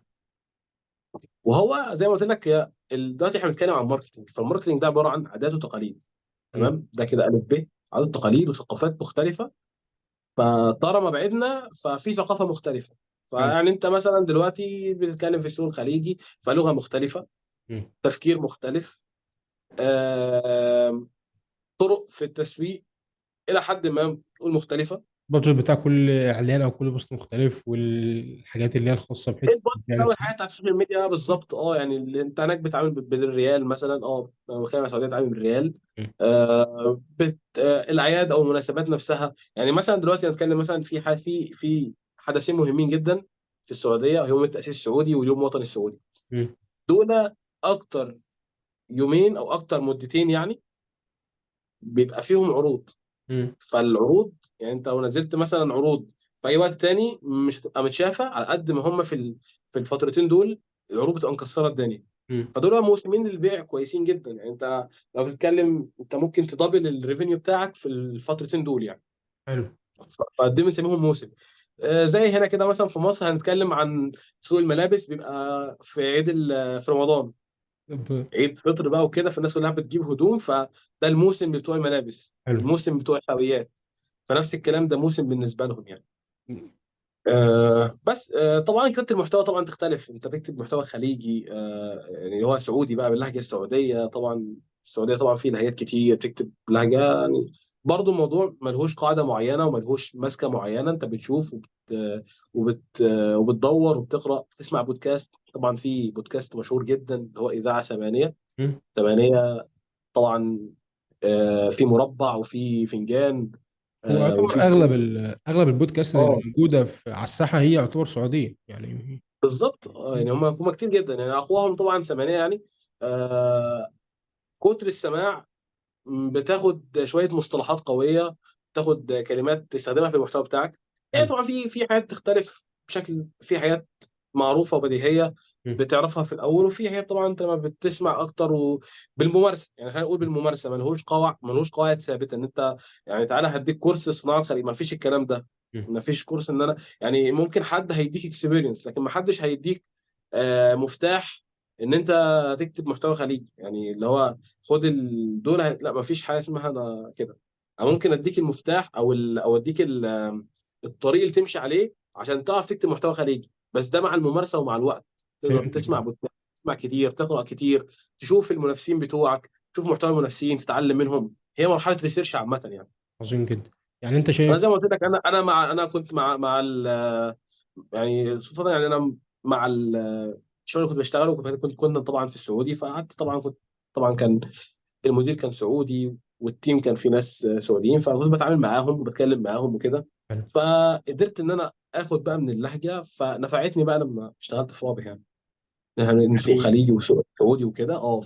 فهي نفعتني اكيد كتير جدا يعني. وطبعا زي ما قلت لك، انت كل ما بتكتب اكتر، كل ما بتتعلم اكتر، كل ما بتسمع، كل ما بتاخد كلمات تستخدمها في المحتوى بتاعك وتوظفها، وهكذا تفهم بقى انهي بيجي قبل انهي وهكذا. يعني هي. بس هي طبعا حياه ممتعه يعني، حلو. حوار ان نتعلم لهجه مم. جديده دي حاجه كويسه جدا يعني. عظيم جدا. يعني انت نقدر نقول ان هو سوق زي اي سوق، او زي بالظبط. مثلا اختلاف ما بين اللي انت بتشتغل على ملابس وبتشتغل على حلويات، دي الكاستمر مختلف. الحاجه البيرسونال اللي انت بتعملها للشخص او الباور بيرسونا بتاعت كل واحد فيهم مختلفه. فهو سوق زيه زي اي حاجه انت بتشتغل عليها، او زي اي براند تاني بتشتغل عليه. بالريسيرش، هو كله بالريسيرش يعني. انت خلينا نقول، انت انت الريسيرش هو اللي هيوصلك للانسايت. مم. انت زي انت يعني، هي عشان كده بقول لك مرحله ان انت تعمل ريسيرش هي مهمه جدا. تشوف المنافسين بيعملوا ايه، تشوف شكل الباير بيرسونا بتاعك، البيهيفير بتاعه عامل ازاي، السلوك مم. بتاع المستهلك. عندك في السعوديه هناك المستهلك عندهم هم عندهم بيشتروا، عندهم حب الشراء يعني. هم ما عندهمش حته الفصال زينا كمصريين، بالظبط. اه. بيبحثوا عن الكواليتي. تشوف انت بقى الاودينس بتاعك، هل هو فعلا بيدور على الكواليتي وبيدور على السعر؟ في مم. ناس بيدوروا على السعر زينا برضه، بيحبوا يفصلوا كده على حسب بالظبط. الكلاس نفسه يعني. فانت برضه كل حاجه مع الريسيرش بتعرف انت الاودينس ده طبيعته عامله ازاي، عظيم. بيفكر ازاي، شكل بقى طبعا في حاجات بقى معينه في التصميم نفسه، شكل المحتوى، في الاقناع نفسه كده يعني. حلو قوي. خليني برضو اقول حاجه في الاخر خالص. هو احنا يعتبر إلى حد ما لمينا الموضوع من كل الجوانب اللي احنا ممكن نقول ان اي نشاط طلابي او اي حد في نشاط طلابي عايز يبدا، دي الحاجات اللي انت محتاجها من الاخر. انت كده ان احنا قلنا رود ماب لكل مجال فيهم، اتكلمنا عن كل حاجه خاصه بالكونتنت وازاي تبدا اصلا في نشاط طلابي وحاجات كتير جدا. فانا اوكي. بشكرك جدا يا كريم. لو عندك اي اضافه حابب تضيفها ما اتكلمناش فيها باي محاور من المحاور اللي احنا اتكلمنا فيها، فانا معاك. طيب. يعني خليني اقول كده، انت في البدايه زي ما قلت، اهم حاجه هو الريسيرش. ان انت، انا كررت الكلمه دي كتير جدا يعني، ممكن الناس تبقى فاكرين يعني الكلمه دي بجد والله هي من اهم الحاجات، من اهم الحاجات اللي هتساعدك في مجال صناعه المحتوى او كتابه المحتوى او في الديجيتال ماركتنج او في اي مجال تاني. م- كونك انك انت شخص بتعرف توصل للمعلومه، وشخص هو عنده حب الاطلاع انه يعرف التحديثات في المجال، م- دي حاجه مش هتخليك شخص يعني انه قابل للاستبدال باي شكل من الاشكال. انت معاك الانسايتس، معاك كل حاجه في المجال بتتطور، عارف التحديثات اللي في الصناعه، عارف المشاكل الجديده اللي طلعت، فعارف فبتفكر لها في حلول. م. انت حدد دماغك، ما بتعطلش زي ما بيقولوا يعني. حلو. فاهتم جدا بان انت جزء ان انت تعرف توصل للمعلومه، ما تعتمدش ان انت تسال حد. يعني خلي دايما انك تسال حد على معلومه، ده اخر حاجه في القاموس بتاعك. م- ادخل ابحث عن مصدر واثنين وثلاثه واربعه وخمسه وعشره وعشرين، م- ولخص المصادر دي كلها. ولو ما بتعرفش تدور في الانجليش، لا، محتاج تعيد النظر في موضوع ان انت تدور في المصادر الاجنبيه. المصادر الاجنبيه دي مهمه جدا، م- وفيها كم محتوى يعني كبير. وهم فعلا هم ناس سابقنا بمراحل، سابقنا يعني بسنين ضوئيه. م. فانت محتاج ان انت تركز مع المحتوى الاجنبي وتدخل وتشوف الناس دي بتقول ايه. الناس دي محتواها قيم وكويس، وبيختصروا مش زينا بيهروا كتير يعني م. كعرب. آه، محتاج ان انت تقعد مع نفسك وتشوف انت، يعني شوف انت كمان 10 سنين انت عايز تكون شغلانتك عامله ازاي. ما حلو. تفكرش في الفلوس دلوقتي، هي الفلوس بتيجي عامه مع الخبره ومع الاكسبيرينس ومع اي مجال. بالظبط. يعني انت كل ما بتتعلم اكتر وبتاخد بتهندل اكسبيرينس اكتر، انت كده بتاخد اكتر. معروفه يعني، واحد زائد واحد بيساوي اتنين. بالظبط. بس انت بقى الشكل بتاعك، انت حد مثلا حابب ان هو يبقى. طبعا مجال السوشيال ميديا مش حضرتك بقى مجال بقى السهل، اللي هو انت بتقعد بتكتب هنا، بتاخد دولارات من هنا، والكلام ده مفيش الكلام ده خالص يعني. او الكلام ده بيجي بعد فتره معينه. بس المجال ده هو فعلا محتاج ان انت طول الوقت قاعد بتفكر. انت مش حد، انت مش من 9 ل 5 من الاخر. من م- 9 ل 5 لا، انت تفكر بقى في حياه بقى اداريه بقى، محاسبه، الكلام ده. دي حاجات فعلا اتوضعت. انت محاسبه دلوقتي انت عارف اولها لاخرها عامل ازاي، ومفيش اي كرياتيفيتي فيها خالص. م- لكن مجال الماركتينج هو في جديد م- بيطلع، محتاج تفكر في كريزيس حصل، ريسك حصل، فانت عايز تعمل كريزيس مانجمنت على كامبين معينه، الكامبين مش عارف هتقع، فمحتاجين نفكر في كامبين تانية. فدماغك على طول بتفكر في الشغل. فانت مش شخص هتبقى من السهل قوي انك تفصل من الشغل، على قد ما انت محتاج ان انت تمانج الوقت بتاعك، وبتعرف تظبط امورك في الشغل عامله ازاي يعني. فاهمك اه. لازم تشوف انت بعد 10 سنين عايز تبقى عامل ازاي في الشغل عامه. حلو. بس حابب المجال وخلاص، دوس في المجال، والمجال كويس جدا ومجال فعلا بيخليك تبني مايند سيت قويه. انت قاعد بتشتغل اكتر من مجال، بتاخد بقى معلومات، بتشتغل في تكنولوجي، وبتشتغل في ميديكال، وبتشتغل في صناعه، وبتشتغل مثلا لو مثلا فيها ريل استيت. فانت بقى عندك معلومات عن اكتر من صناعه، عن اكتر من مجال، فاهم في كذا حاجه. حلو. فدي كل دي حاجات يعني، حاجات عظيمه بتطلع بيها من المجال نفسه. بس يعني شايف ده كافي يعني ان شاء الله. حلو انت قوي. لو عندك اي سؤال يعني انا اتفضل ممكن اكيد. كنت هتكلم معاك شويه عن حته البودكاست بتاعك، يعني الفكره بتاعتك ايه اصلا، او انت بتقدم ايه في البودكاست؟ اوكي. بص هو بودكاست قايم على شخص يعني، ده اللي انا شفته، او الثلاث حلقات اللي نزلوا بالبرومو. هو مم. معتمد عليك انت كشخص، مظبوط كده ولا في فكره تانية؟ بالظبط. بص هو بدون سكريبت يعني، هو فكره بدون سكريبت. الاسم جالي من فين؟ جالي من انا كشخص ككريم يعني، مم. دايما كده يعني بيبقى عندي كلام عايز اقوله، مفضفضه، حاجات يعني شخصيه، اللي هو افكار شخصيه خاصه مم. بيا، فابقى عايز اشاركها.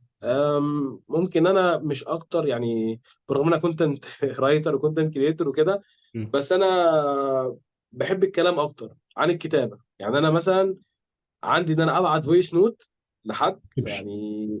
هتلاقيني حتى اغلب بحب ابعت فويس نوت، مش بحب اكتب كتير على مم. الواتساب. مم. فبحب ابعت فويس نوت اكتر. مم. بحب القعده، بحب ان انا اتكلم مع حد، بحب افتح كلام يعني. وده سبب ان احنا طولنا قوي في الحلقه يا عم ما النهارده. طولناش والله، ما طولنا، احنا في المعقول ما تقلقش. بس فما هي جت الفكره ان انا محتاج ان انا اتكلم. انا بحط نقط معينه وببدا ان انا اتكلم فيها. مم. طبعا احنا موقفين الفتره الحاليه يعني بسبب بقى موضوع خلصت بقى امتحانات الكليه بقى طبعا، قبل ما اخلص كليه تقريبا. وبعد كده بقى دخل بقى موضوع الجيش وكده وكده، اشتغلت فالواحد انشغل. بس ان شاء الله يعني الفتره اللي جايه بجهز كده نفسي، وهرجع تاني كده ان شاء الله باذن الله يعني، ان شاء الله. بمحتوى قوي جديد. بس فهو ده بدون سكريبت يعني حلو. بس منتظرين بقى يعني بدون سكريبت بودكاست يكسر الدنيا ان شاء الله يا كيمو. ان ان شاء الله شاء باذن الله الله كده يعني. يعني، وتبقى ضيف كده باذن الله يا صديقي، باذن الله. ده ده كده شرف لي ان شاء الله والله يعني. ده هتبقى حاجه قويه لي انا شخصيا. ده يبقى شرف ليا، واكيد طبعا. تسلم يا حبيبي. حبيبي يا رب. احنا كده يعتبر الى حد ما بنسبه كبيره لمينا الدنيا.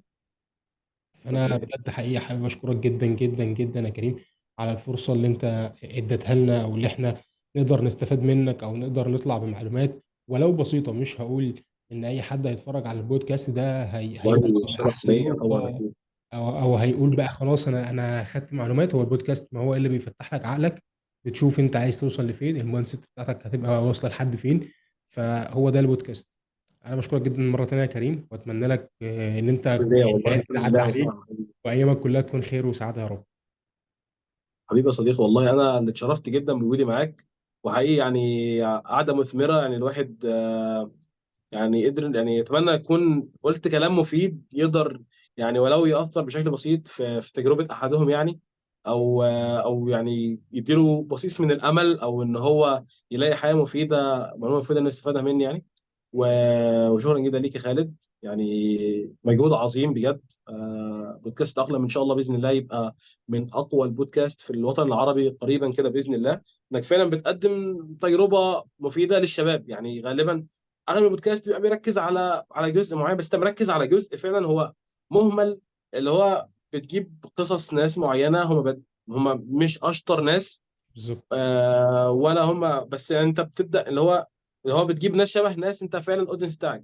فدي نقطه مهمه، انك جايب اودينس شبه الاودينس، بالظبط. فبتدي الاودينس ده ان انت لسه في الاول، فانت كمل وهتلاقي فيه. ف... ربنا يوفقكم جميعا انت والتيم الجميل بتاع بودكاست اقلم، وشكرا جدا جدا ليكم. حبيبي يا صديقي، خير. لو كنت بتشوف الحلقة دي على اليوتيوب ما تنساش تعمل اشتراك وتفعل زر الجرس. لو حبيت المحتوى تقدر تحمل وتسمع البودكاست كمحتوى صوتي، موجود على جوجل بودكاست وسبوتيفاي. انتظرونا في بودكاست جديدة من بودكاست أقلم. دمتم بخير. وبكده نكون وصلنا لنهاية حلقتنا من بودكاست تأقلم، واللي كانت برعاية معرض الأزهر للتطبيقات الهندسية، Building Leaders Team، دكان تسويق، عشانك يا بلدي جامعة الأزهر، صناع الحياة جامعة الأزهر، إلدر. تأقلم.